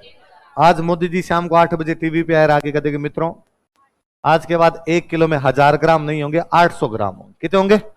कर सकता है जो आदमी नोट चेंज कर सकता है वो बाट भी चेंज कर सकता है। ये माना हुआ है 1 किलो में 1000 ग्राम, ऐसा मान रखा है। ये मान लो 1 किलो में कितने ग्राम होते हैं? 800 होते हैं। तो उस समय क्या किलो नहीं होता था, उस समय होता शेर। क्या होता? और एक शेर में होते 100 तोड़े। कितने तोड़े होते? और मारवाड़ के राजा ने कहा कि नहीं भाई, आज के बाद होंगे 80 तोड़े। कितने तोड़े होंगे? तो एक शेर में 100 तोड़े की जगह कितने तोड़े कर दिए गए थे? इसके खिलाफ जो आंदोलन चला उसका नाम क्या? तोल घटा दिया गया, इसलिए आंदोलन का नाम क्या है? तो इसका मतलब था कि अब यदि मैं चीनी लेने के लिए जाऊंगा और मैं कहूंगा एक शेर दो, तो वो मेरे को 100 तोड़े नहीं देंगे। कितने देंगे? रुपए मेरे से 100 तोड़े के। भाई एक शेर के रुपए लिए जाए, एक शेर में अब कितने तोड़े हो गए? आगे बात समझ। लिखो कोष्टक में, तोल आंदोलन के कोष्टक में लिखो, एक शेर में 100 तोले के स्थान पर 80 तोले कर दिए गए थे।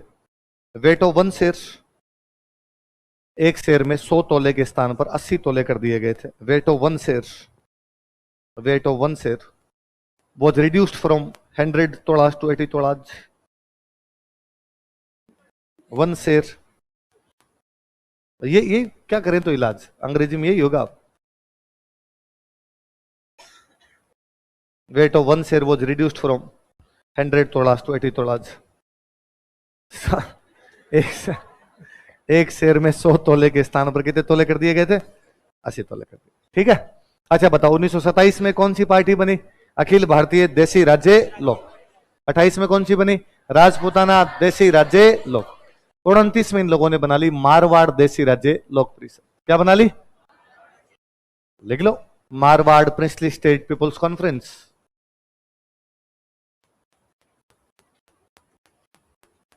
वही जयेंद्र व्यास ही थे यहां के बड़े नेता।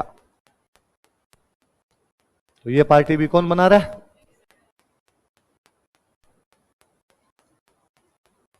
जयेंद्र व्यास।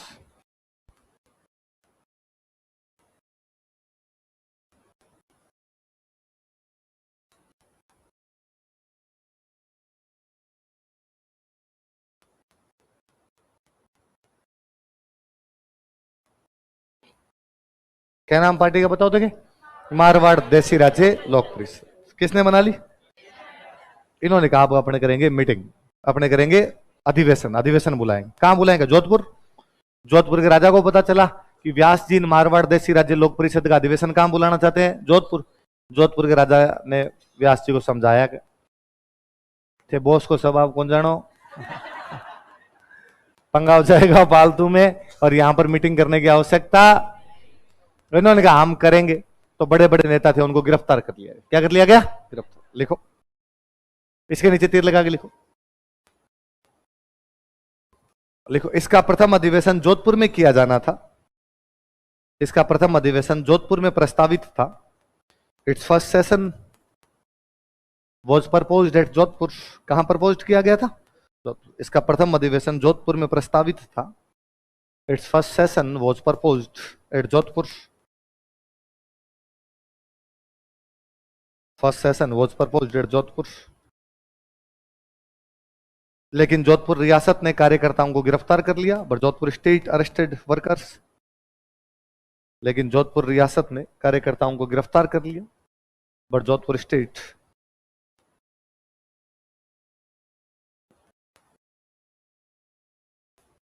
जोधपुर रियासत ने कार्यकर्ताओं को गिरफ्तार कर लिया।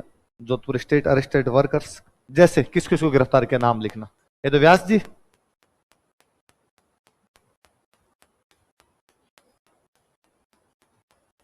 एक थे आनंदराज सुराणा,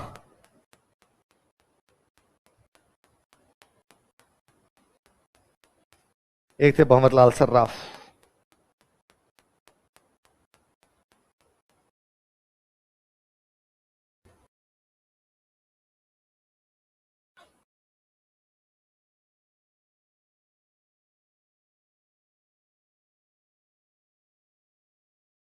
इनको गिरफ्तार कर लिया था। तो कौन किस किस को गिरफ्तार किया गया बताओ देखिए। जय नारायण व्यास, आनंदराज सुराणा और भंवरलाल सर्राफ। क्या क्या नाम बताओ देखिए।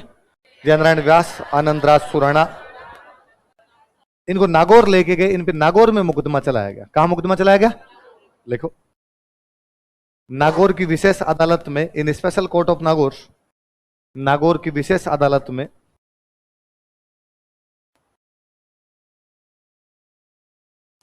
नागौर की विशेष अदालत में, in special court of Nagaur, इन कार्यकर्ताओं पर मुकदमा चलाया गया था। इन कार्यकर्ताओं पर मुकदमा चलाया गया था। ए trial was run against them. A trial was run against them. Nagaur की विशेष अदालत में, in special court of Nagaur, इन कार्यकर्ताओं पर मुकदमा चलाया गया था। Trial was run against them. इनके खिलाफ क्या चलाया गया, मुकदमा चला। कौन कौन से कार्यकर्ताओं पर, जय नारायण व्यास, सबको जेल में भेज दिया गया। भाई तुम इस प्रकार का कोई भी अधिवेशन यहां पर कर। अब एक दूसरा सुनना। गांधी जी ने 1930 में एक आंदोलन शुरू किया था, सविनय अवज्ञा। कौन सा किया था, सिविल डिसोबीडियंस मूवमेंट नाम। दांडी यात्रा पता है, दांडी नाम सुना होगा।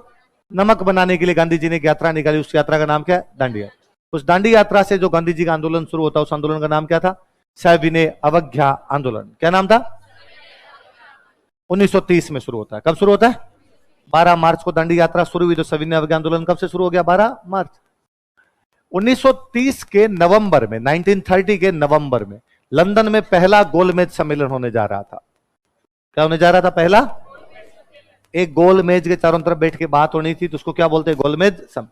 अपने भारत में अंग्रेजों का एक गवर्नर जनरल था, उसका नाम था लॉर्ड इरविन।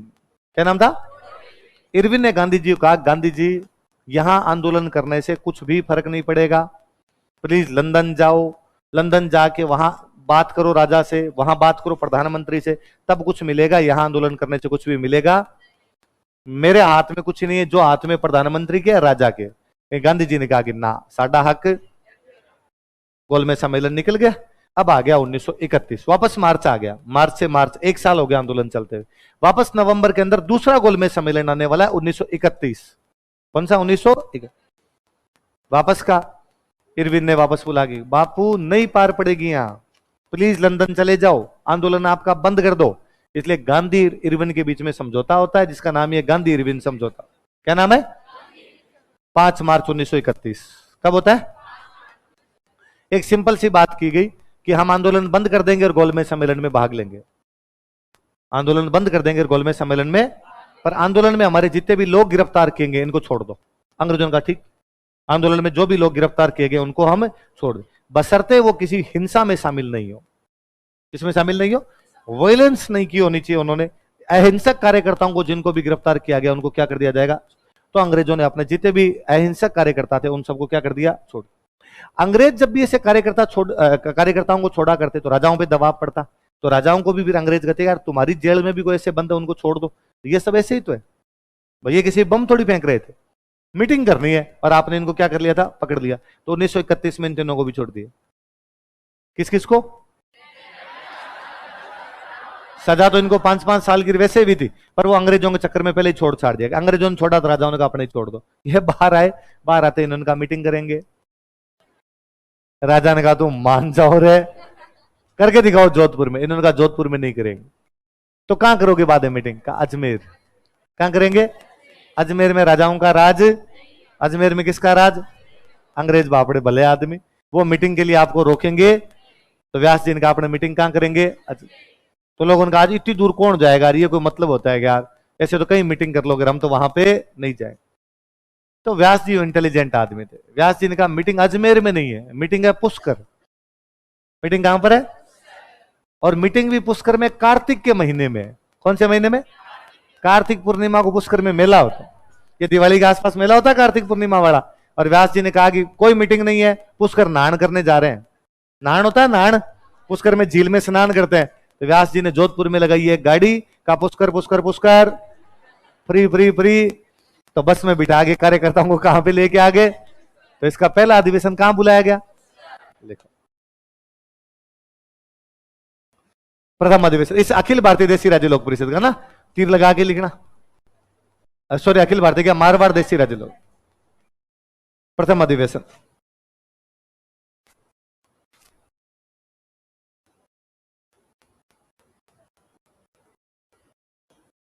पुष्कर में 1931 में।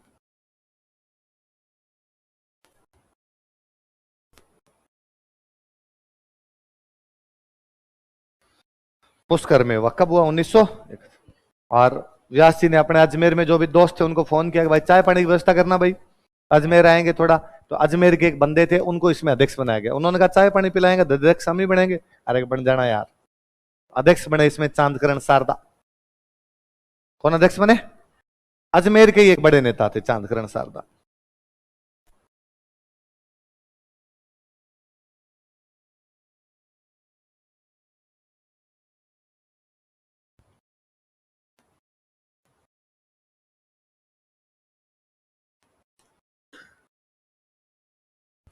अध्यक्ष कौन थे? चांदकरण शारदा। अच्छा, तो कुछ कहा भाई बड़े नेताओं को लाया जाए। तो गांधी जी के पास गए और गांधी जी जाकर कि बापू आप चलो, हमारा पहला अधिवेशन है, भाग तो लो। बापू ने कहा ना, फर्जी बातें नहीं, मैं इंडिया के अलावा कहीं भी आंदोलन करने के लिए नहीं जाऊंगा। और गोलमेज सम्मेलन में जाना है, मैं तुम्हारे कहां भटकता फिरूंगा इधर। तो कहा फिर किसको लेके जाएं? तो गांधी जी ने कहा मेरे पीए को ले जाओ। तो गांधी जी के पीए थे मणिलाल कोठारी। कौन थे? सुनना।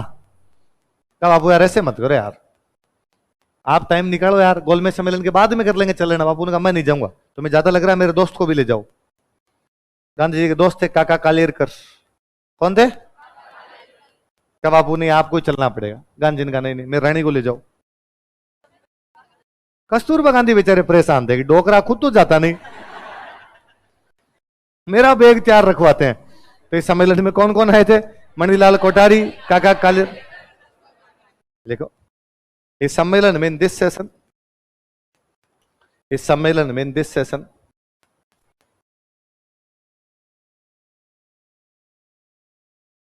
मणिलाल कोठारी, काका कालेरकर तथा कस्तूरबा गांधी ने भाग लिया था। मणिलाल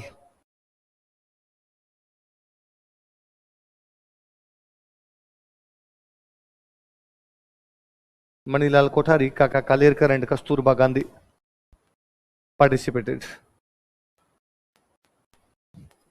मणिलाल कोठारी, काका कालेरकर एंड कस्तूरबा गांधी पार्टिसिपेटेड। सम्मेलन में कौन कौन आए थे बताओ देखे? मणिलाल कोठारी, काका कालेरकर और कस्तूरबा, गांधी जी के पीए, गांधी जी के दोस्त, गांधी जी की पत्नी। गांधी जी ने कहा सब ले जाओ, मैं नहीं जाऊंगा, और किसी को ले जाओ बोले तो। चले आगे। अच्छा, व्यास जी एक बात जानते थे, अधिवेशन से पहले ही व्यास जी ने एक काम और किया। व्यास जी को एक बात पता था कि कोई भी अधिवेशन, कोई भी संगठन, कोई भी आंदोलन तब तक काम नहीं करेगा जब तक उसमें युवा नहीं जुड़ेंगे। इसलिए युवाओं को जोड़ना जरूरी है।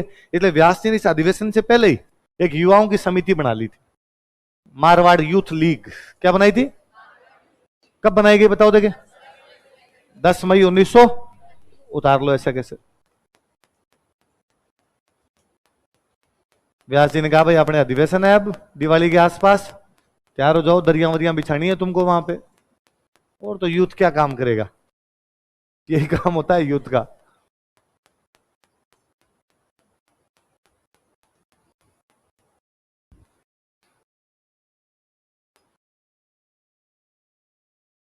मारवाड़ यूथ लीग,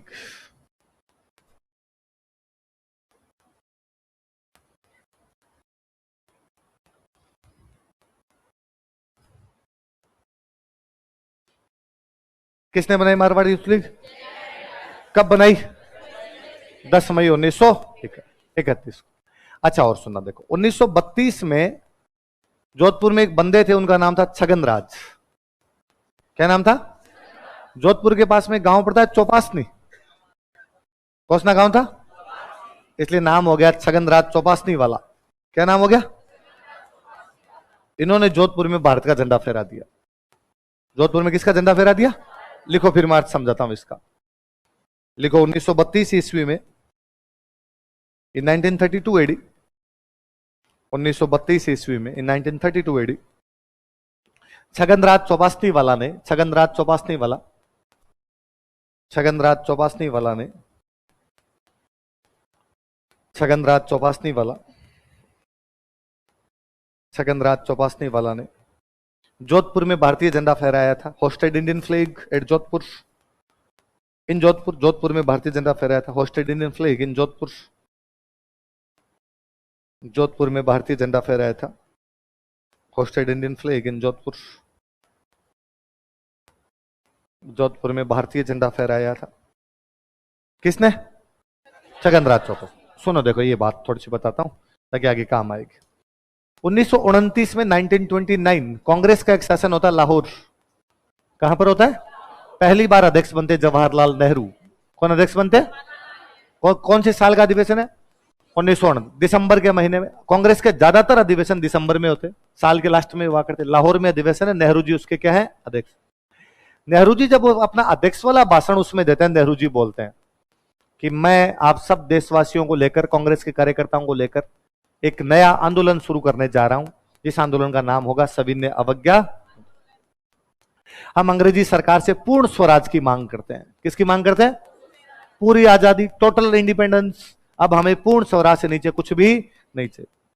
और मैं आप सब कार्यकर्ताओं को कहना चाहता हूं कि आप ये सब स्वीकार कर लें कि हमारा अंग्रेजी सरकार के साथ आप कोई भी लेना देना, हम अंग्रेजी सरकार से हमारे तमाम संबंध विच्छेद करते हैं, सभी प्रकार के रिलेशन समाप्त करते हैं। अब हम आजाद हैं, अब हम आजादी की मांग कर रहे हैं, अब हम पूर्ण स्वराज की मांग कर रहे हैं।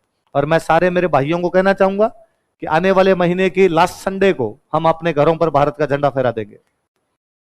आने वाले महीने के लास्ट संडे को हम हमारे घरों पर भारत के झंडे का मतलब कांग्रेस का झंडा, भारत के झंडे का मतलब, अधिवेशन हो रहा है दिसंबर, तो आने वाला महीना कौन सा होगा? जनवरी।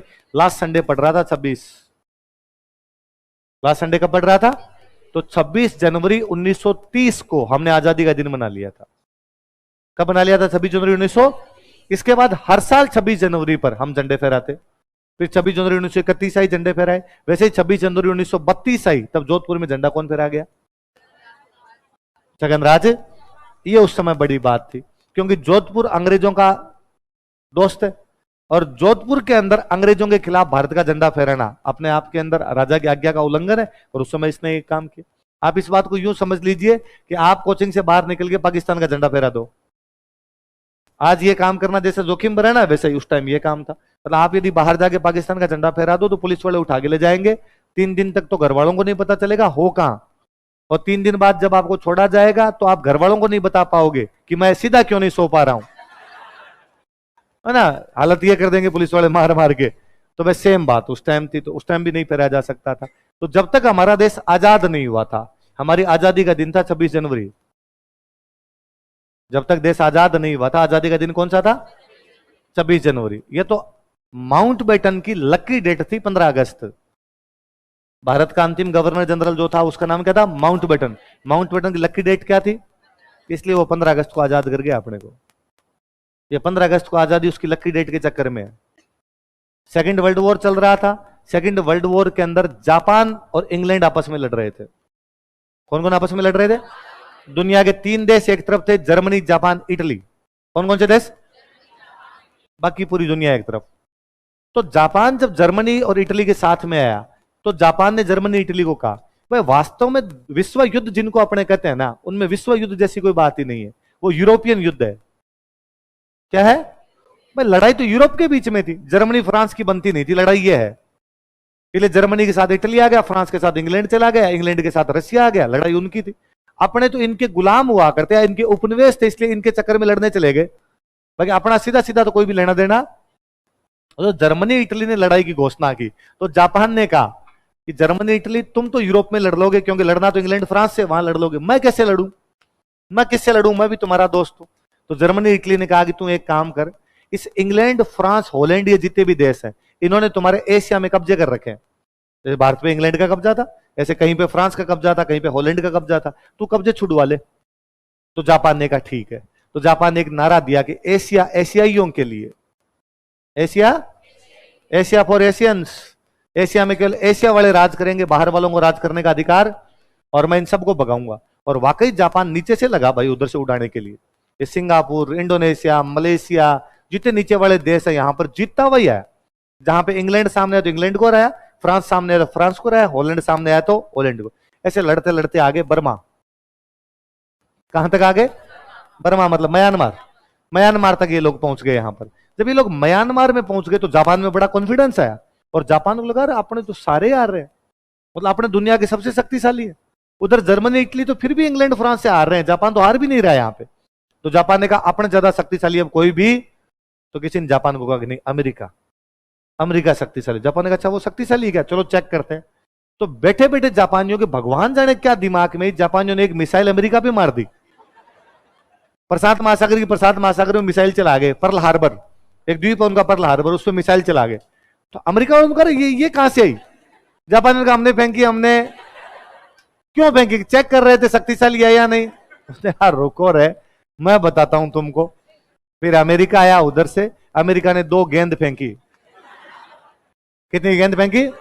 एक 6 अगस्त को फेंकी हिरोशिमा पे, एक 9 अगस्त को फेंकी। बर्बाद किया जापान को, बर्बाद। और तब जापान ने सरेंडर किया कि धूड़ खाई, गलती हुई, आइंदा के बाद ऐसी कोई भी गलती हमें, भाई साहब बम छोड़ो, हम सेना ही नहीं रखेंगे। इसलिए जापान के पास आज दिन तक सेना नहीं है। अमेरिका ने कहा लिख नाक रगड़ तू, आज के बाद तू तो सूतली बम भी नहीं फोड़ेगा। जापानियों से ये तक लिखवाया हुआ इनसे। अब जापानी आ गए थे बर्मा तक, कहां तक आ गए थे? अब जैसे अमेरिका ने उधर बम डाले, जापान ने सरेंडर कर दिया। अब तक जापान जीत रहा था, बर्मा में जापान हारता है अंग्रेजों से। अंग्रेजों का जो जनरल जापान को हराता, उस जनरल का नाम है लॉर्ड माउंटबेटन। क्या नाम है? उसने हरवाया, जापान से साइन करवाए, सरेंडर पे साइन करवाए। जिस दिन सरेंडर पर साइन करवाए गए वो तारीख है 15 अगस्त 1945। कौन सी तारीख है? 6 अगस्त 1945 को हिरोशिमा, 9 अगस्त 1945 को नागासाकी, 15 अगस्त 1945 को जापान का सरेंडर। 15 अगस्त 1945 जापान सरेंडर कर गया किसके सामने? माउंटबेटन। किसके सामने? उसी माउंटबेटन को 2 साल बाद इंडिया भेज दिया, और अंग्रेजों ने जिम्मेदारी देके भेजा कि तू जा और इंडिया को आजादी दे के आ। वो जब यहां पे आया तो उसने 3 जून को प्लान दे दिया, माउंटबेटन प्लान। और माउंटबेटन प्लान कहता है कि भारत और पाकिस्तान 2 देश से बनाए जाएंगे। प्लान एकदम वो पारित हो गया। तो अब आजाद कब करें, वो एग्जैक्ट डेट कौन सी हो जब आजाद किया जाए? उसने कहा 15 अगस्त को करो।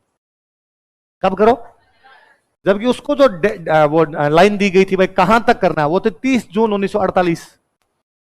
अंग्रेजों के दिमाग में जो ढांचा था अपना, कब तक आजाद करना है अपने को? 30 जून 1948। अब वो 3 जून को प्लान दे रहा है, 3 जून को प्लान दे रहा है। 30 जून तक, अगले 30 जून तक कभी भी किया जा सकता है अपने को, पर बीच में 15 अगस्त एक ही बार आ रहा है, क्योंकि अगली बार तो 30 जून से पहले पहले करना पड़ेगा, 15 अगस्त आएगा नहीं। तो उसने कहा इसी 15 अगस्त को करो। तो 1 महीने में आजाद कर गया आपने। 3 जून को दिया, 2 महीने, 3 जून को दिया, 3 जुलाई, 3 अगस्त, 15 अगस्त को अपने आजाद थे, क्योंकि माउंटबेटन की लकी डेट है। उसने कब किया जाना? उसने कहा 15 अगस्त। तो क्यों? तो उसने कहा 15 अगस्त को मैंने जापान से सरेंडर करवाया था, इस डेट का मेरे लिए महत्व है, इसलिए भारत को आजाद कब कर दिया जाए। एक और बात बताऊं, ध्यान रखना, पाकिस्तान भी 15 अगस्त को आजाद हुआ है। पाकिस्तान कब आजाद हुआ है? 15 अगस्त 1945 को भारत और पाकिस्तान 2 देश बने। पाकिस्तान 14 अगस्त को नहीं हुआ। पाकिस्तान कब हुआ है? 15 अगस्त को। ये तो क्या हुआ, पाकिस्तान ने अपनी पहली आजादी का दिन 15 अगस्त 1947 मनाया, अपनी दूसरी आजादी का दिन 15 अगस्त 1948 मनाया। तीसरी बार उनके 14 अगस्त को त्योहार था, कोई मुस्लिम त्योहार, इसलिए वो खुद ही चेंज करके इन्होंने कहा इस बार 14 को मनाएंगे, और एक बार मना लिया, उसके बाद उनके रिवाज 14 के पड़ गया। बाकी उनके आज भी 14 अगस्त को जब वो अपना आजादी का दिन मनाते हैं तब बाकायदा भाषण देते हैं, और उस भाषण में जिन्ना बोल रहा है, जिन्ना का पहला भाषण सुना तो उसमें जिन्ना बोल रहे हैं कि आज 15 अगस्त 1947 को पाकिस्तान आजाद हुआ है। ये बात आजकल वो सुनते 14 अगस्त को है, आजकल कब सुनते हैं? और कोई थोड़ा सा दिमाग लगाए कि एक देश के दो टुकड़े हो रहे हैं तो एक ही तो दिन होंगे। फिर कोई आके बुद्धिजीवी आके बाद वैसी बात करता है कि सर आधी रात को किया था।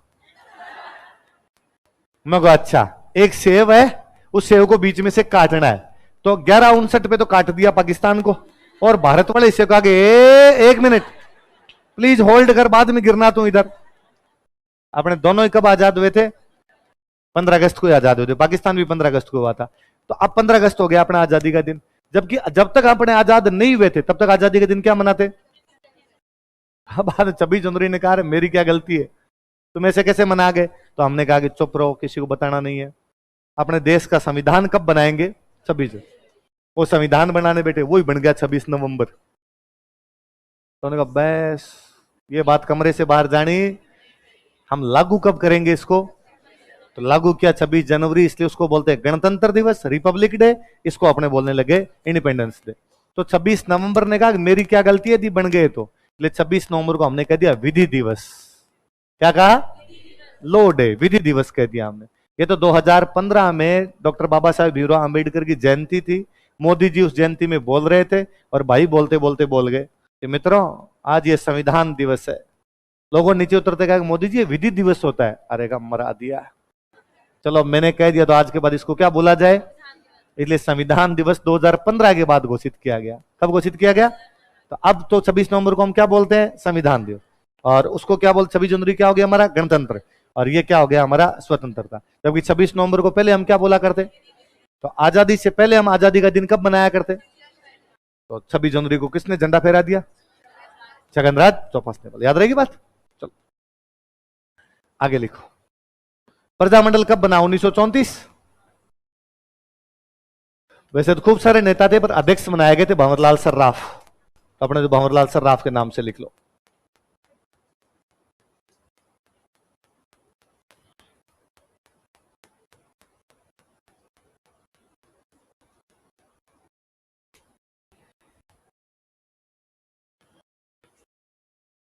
भंवरलाल सर्राफ।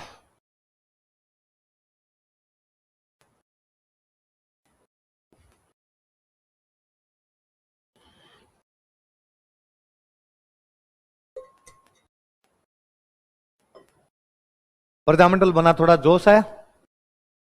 प्रजामंडल ने 1936 में 2 दिवस मनाए। एक दिवस का नाम है कृष्णा दिवस। क्या नाम था? आप लिख लो, मैं जैसा लिख रहा हूं फिर मैं समझा दूंगा। एक दिवस का नाम है शिक्षा दिवस।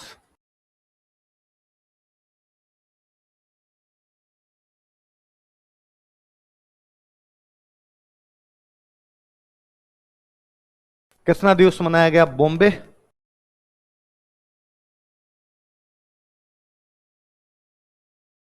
शिक्षा दिवस मनाया गया जोधपुर।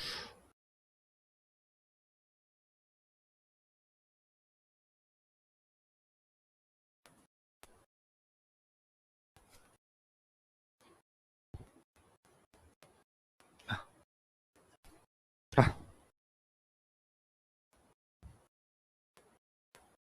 1936 में कौन कौन से 2 दिवस मनाए प्रजामंडल ने? बताओ देखे।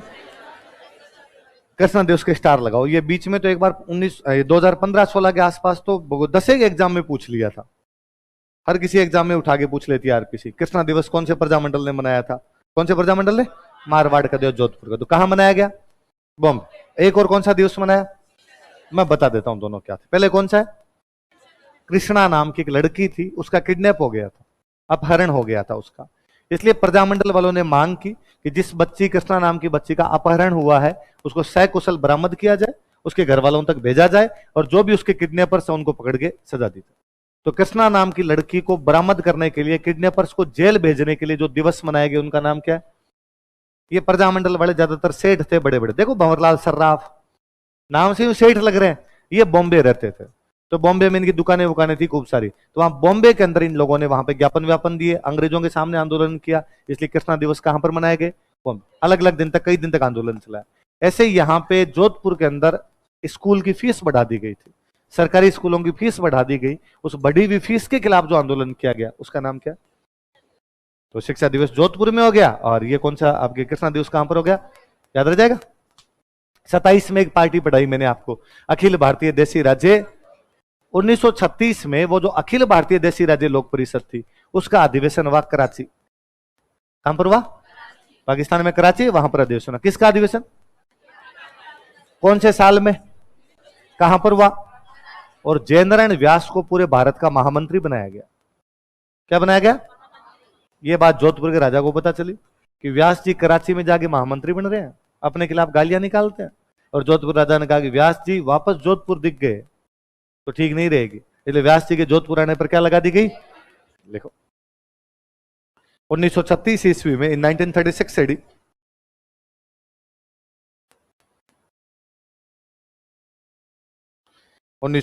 ईस्वी में 1936 एडी अखिल भारतीय देशी राज्य लोक परिषद का सम्मेलन या अधिवेशन, लिखो अखिल भारतीय देशी राज्य लोक परिषद का अधिवेशन, session of all Indian princely states people's conference, session of all Indian princely states people's conference, अखिल भारतीय देशी राज्य लोक परिषद का अधिवेशन, session of all Indian princely state people's conference, all Indian princely state people's conference, अखिल भारतीय देशी राज्य लोक परिषद का अधिवेशन कराची में आयोजित किया गया, was conducted at Karachi. Karachi में आयोजित किया गया, वॉज कंडक्टेड एट कराची।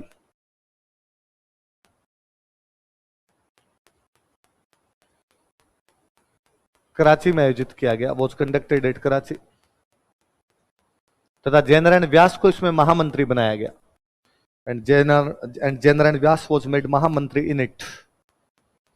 तथा जयनारायण व्यास को इसमें महामंत्री बनाया गया, and Jainarayan Vyas was made महामंत्री इन इट।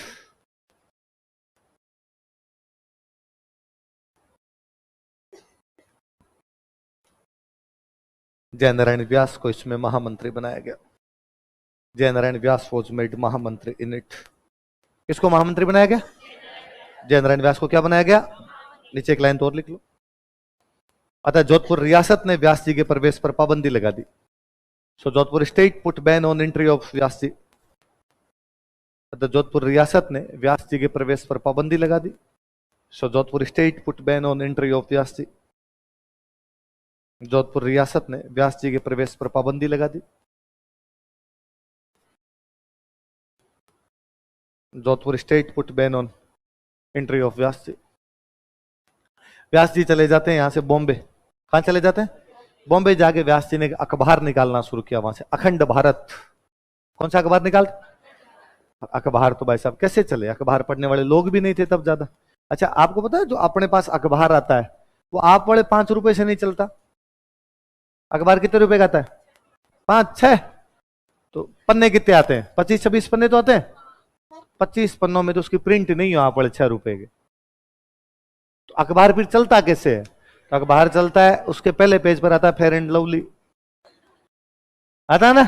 वो जो सरकार के विज्ञापन आते हैं, ये बड़े बड़े जो विज्ञापन आते हैं, इनसे अखबार चलता है। अच्छा, आज तो आते हैं विज्ञापन, उस टाइम तो विज्ञापन ही नहीं थे, पढ़ने वाले लोग भी नहीं थे, तो अखंड भारत ज्यादा चला नहीं। तो व्यास जी को लगा अब क्या किया जाए। व्यास जी बॉम्बे बैठे थे। व्यास जी बहुत अच्छे डांसर थे, तो व्यास जी ने कहा फिल्मों में भाग्य आजमाते हैं। तो व्यास जी फिल्मों में काम ढूंढने लग गए, और वो भी वो बैक स्टेज डांसर, हीरो के पीछे नाचने वाले होते हैं।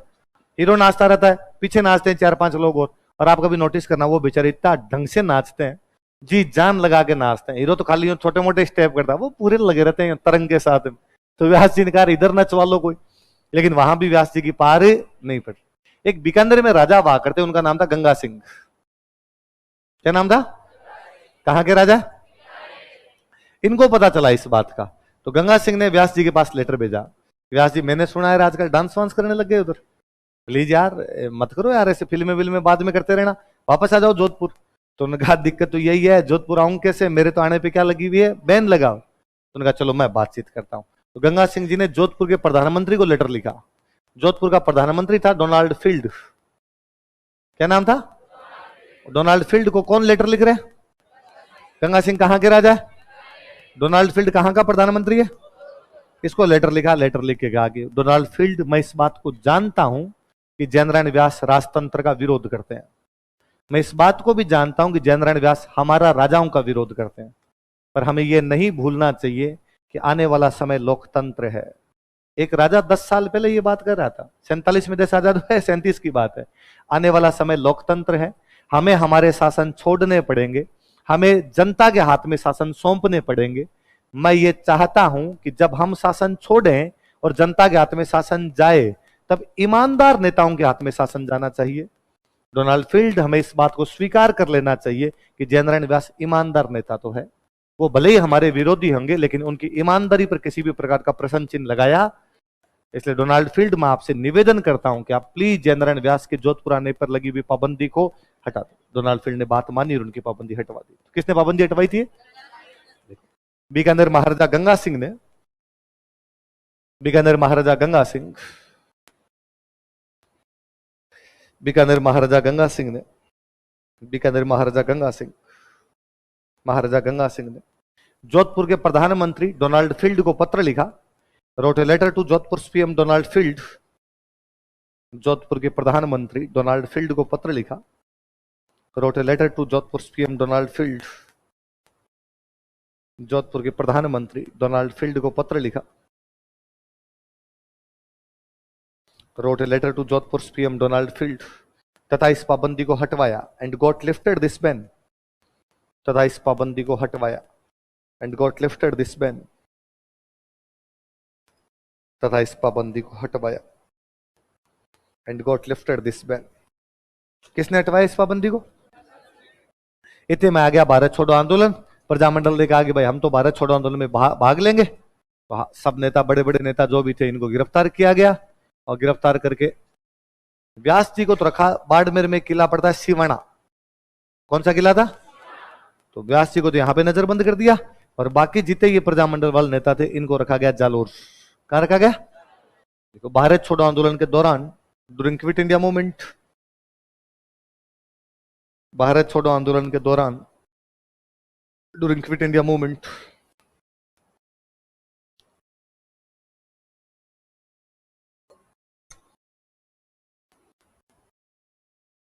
व्यास जी को सिवाना किले में नजरबंद किया गया। Vyas ji was house arrested in Siwana fort. Vyas ji को सिवाना किले में नजरबंद किया गया। Vyas ji was house arrested in Siwana fort.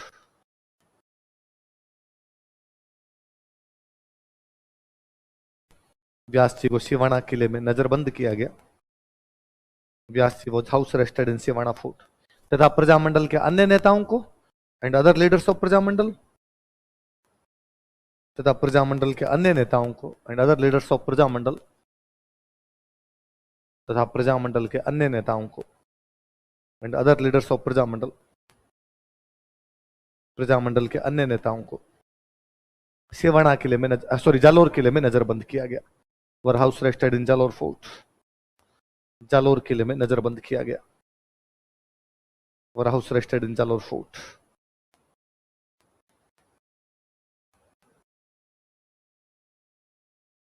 Jalore किले में नजरबंद किया गया। ठीक है। प्रजामंडल ने कई किसान आंदोलन वगैरह भी यहां पे चलवाए थे। तो यहां पे 2-3 घटनाएं हुई। लिखो, एक चंडावल घटना। चंडावल पाली के अंदर एक जगह पड़ती है।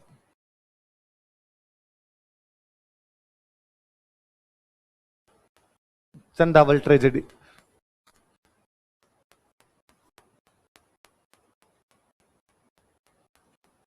चंडावल घटना, चंडावल ट्रेजेडी। चंडावल पाली में एक जगह किसानों की एक मीटिंग हो रही थी और चंडावल के सामंत ने उस पर लाठीचार्ज करवा दिया। क्या करवा दिया था? लाठीचार्ज करवा। तो कई किसान वगैरह घायल हो गए थे। सिंपल आपसे पूछेंगे, चंडावल घटना कौन से प्रजामंडल के साथ जुड़ी हुई है? मारवाड़। प्रजामंडल वाले करवा रहे थे। या कौन सी रियासत में हुई थी? मारवाड़। चंडावल कहां पड़ता है? पाली। घटना कब की है? 28 मार्च। लिखो, चंडावल के सामंत ने, feudal Lord of Chandawal, Chandawal के सामंत ने, feudal Lord of Chandawal, Chandawal के सामंत ने किसानों की सभा पर लाठीचार्ज करवा दिया था। Ordered for lathicharge on assembly of farmers. किसानों की सभा पर लाठीचार्ज करवा दिया था। ordered for लाठी charge on assembly of farmers, किसानों की सभा पर लाठीचार्ज करवा दिया था। Ordered for lathicharge on assembly of farmers. एक घटना और लिखो, डाबड़ा कांड। डाबड़ा नागौर में एक जगह, चंडावल तो कहां पे पड़ता है, पाली। डाबड़ा कहां पड़ता है, नागौर। ये आजादी से थोड़े दिन पहले की बात है।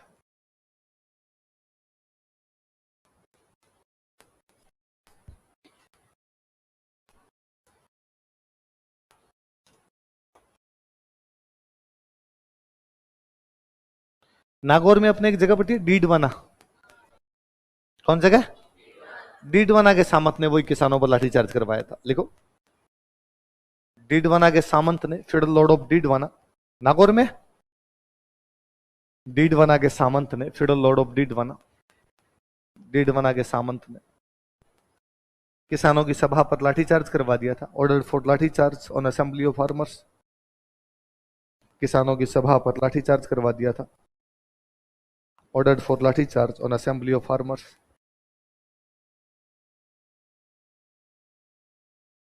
तथा इसमें कई किसान शहीद हो गए थे। Some farmers for martyred in it, तथा इसमें कई किसान शहीद हो गए थे।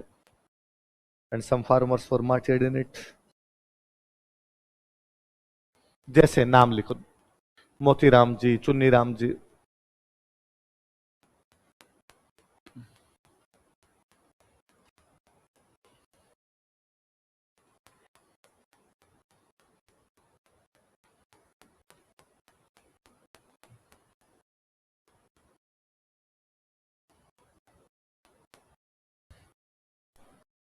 अच्छा मैं बता रहा हूं कि ये किसान आंदोलन प्रजामंडल करवा रही है। प्रजामंडल के एक बड़े नेता हुआ करते, मथुरादास माथुर। बड़े नेता कौन थे, जोधपुर वाले भाई बंधु बैठे वो समझ रहे होंगे। आपके तो हॉस्पिटल का नाम यही है, एमडीएम, मथुरादास माथुर हॉस्पिटल। तो ये मथुरादास माथुर इस घटना के अंदर थे, ये घायल हो गए थे भाई। लिखो, इस घटना में, इन दिस इंसिडेंट, इस घटना में, इन दिस इंसिडेंट, प्रजामंडल के बड़े नेता Mathuradas Mathur, Mathuradas Mathur reputed leader of Prajamandal, Prajamandal के बड़े नेता Mathuradas Mathur, Mathuradas Mathur reputed leader of Prajamandal, reputed leader of Prajamandal. In this incident, Mathuradas Mathur reputed leader of Prajamandal, Prajamandal के बड़े नेता मथुरादास माथुर घायल हो गए थे, गॉट इंजर्ड, घायल हो गए थे, गॉट इंजर्ड, घायल हो गए थे, गॉट इंजर्ड। ठीक है, बाकी कल पढ़ेंगे।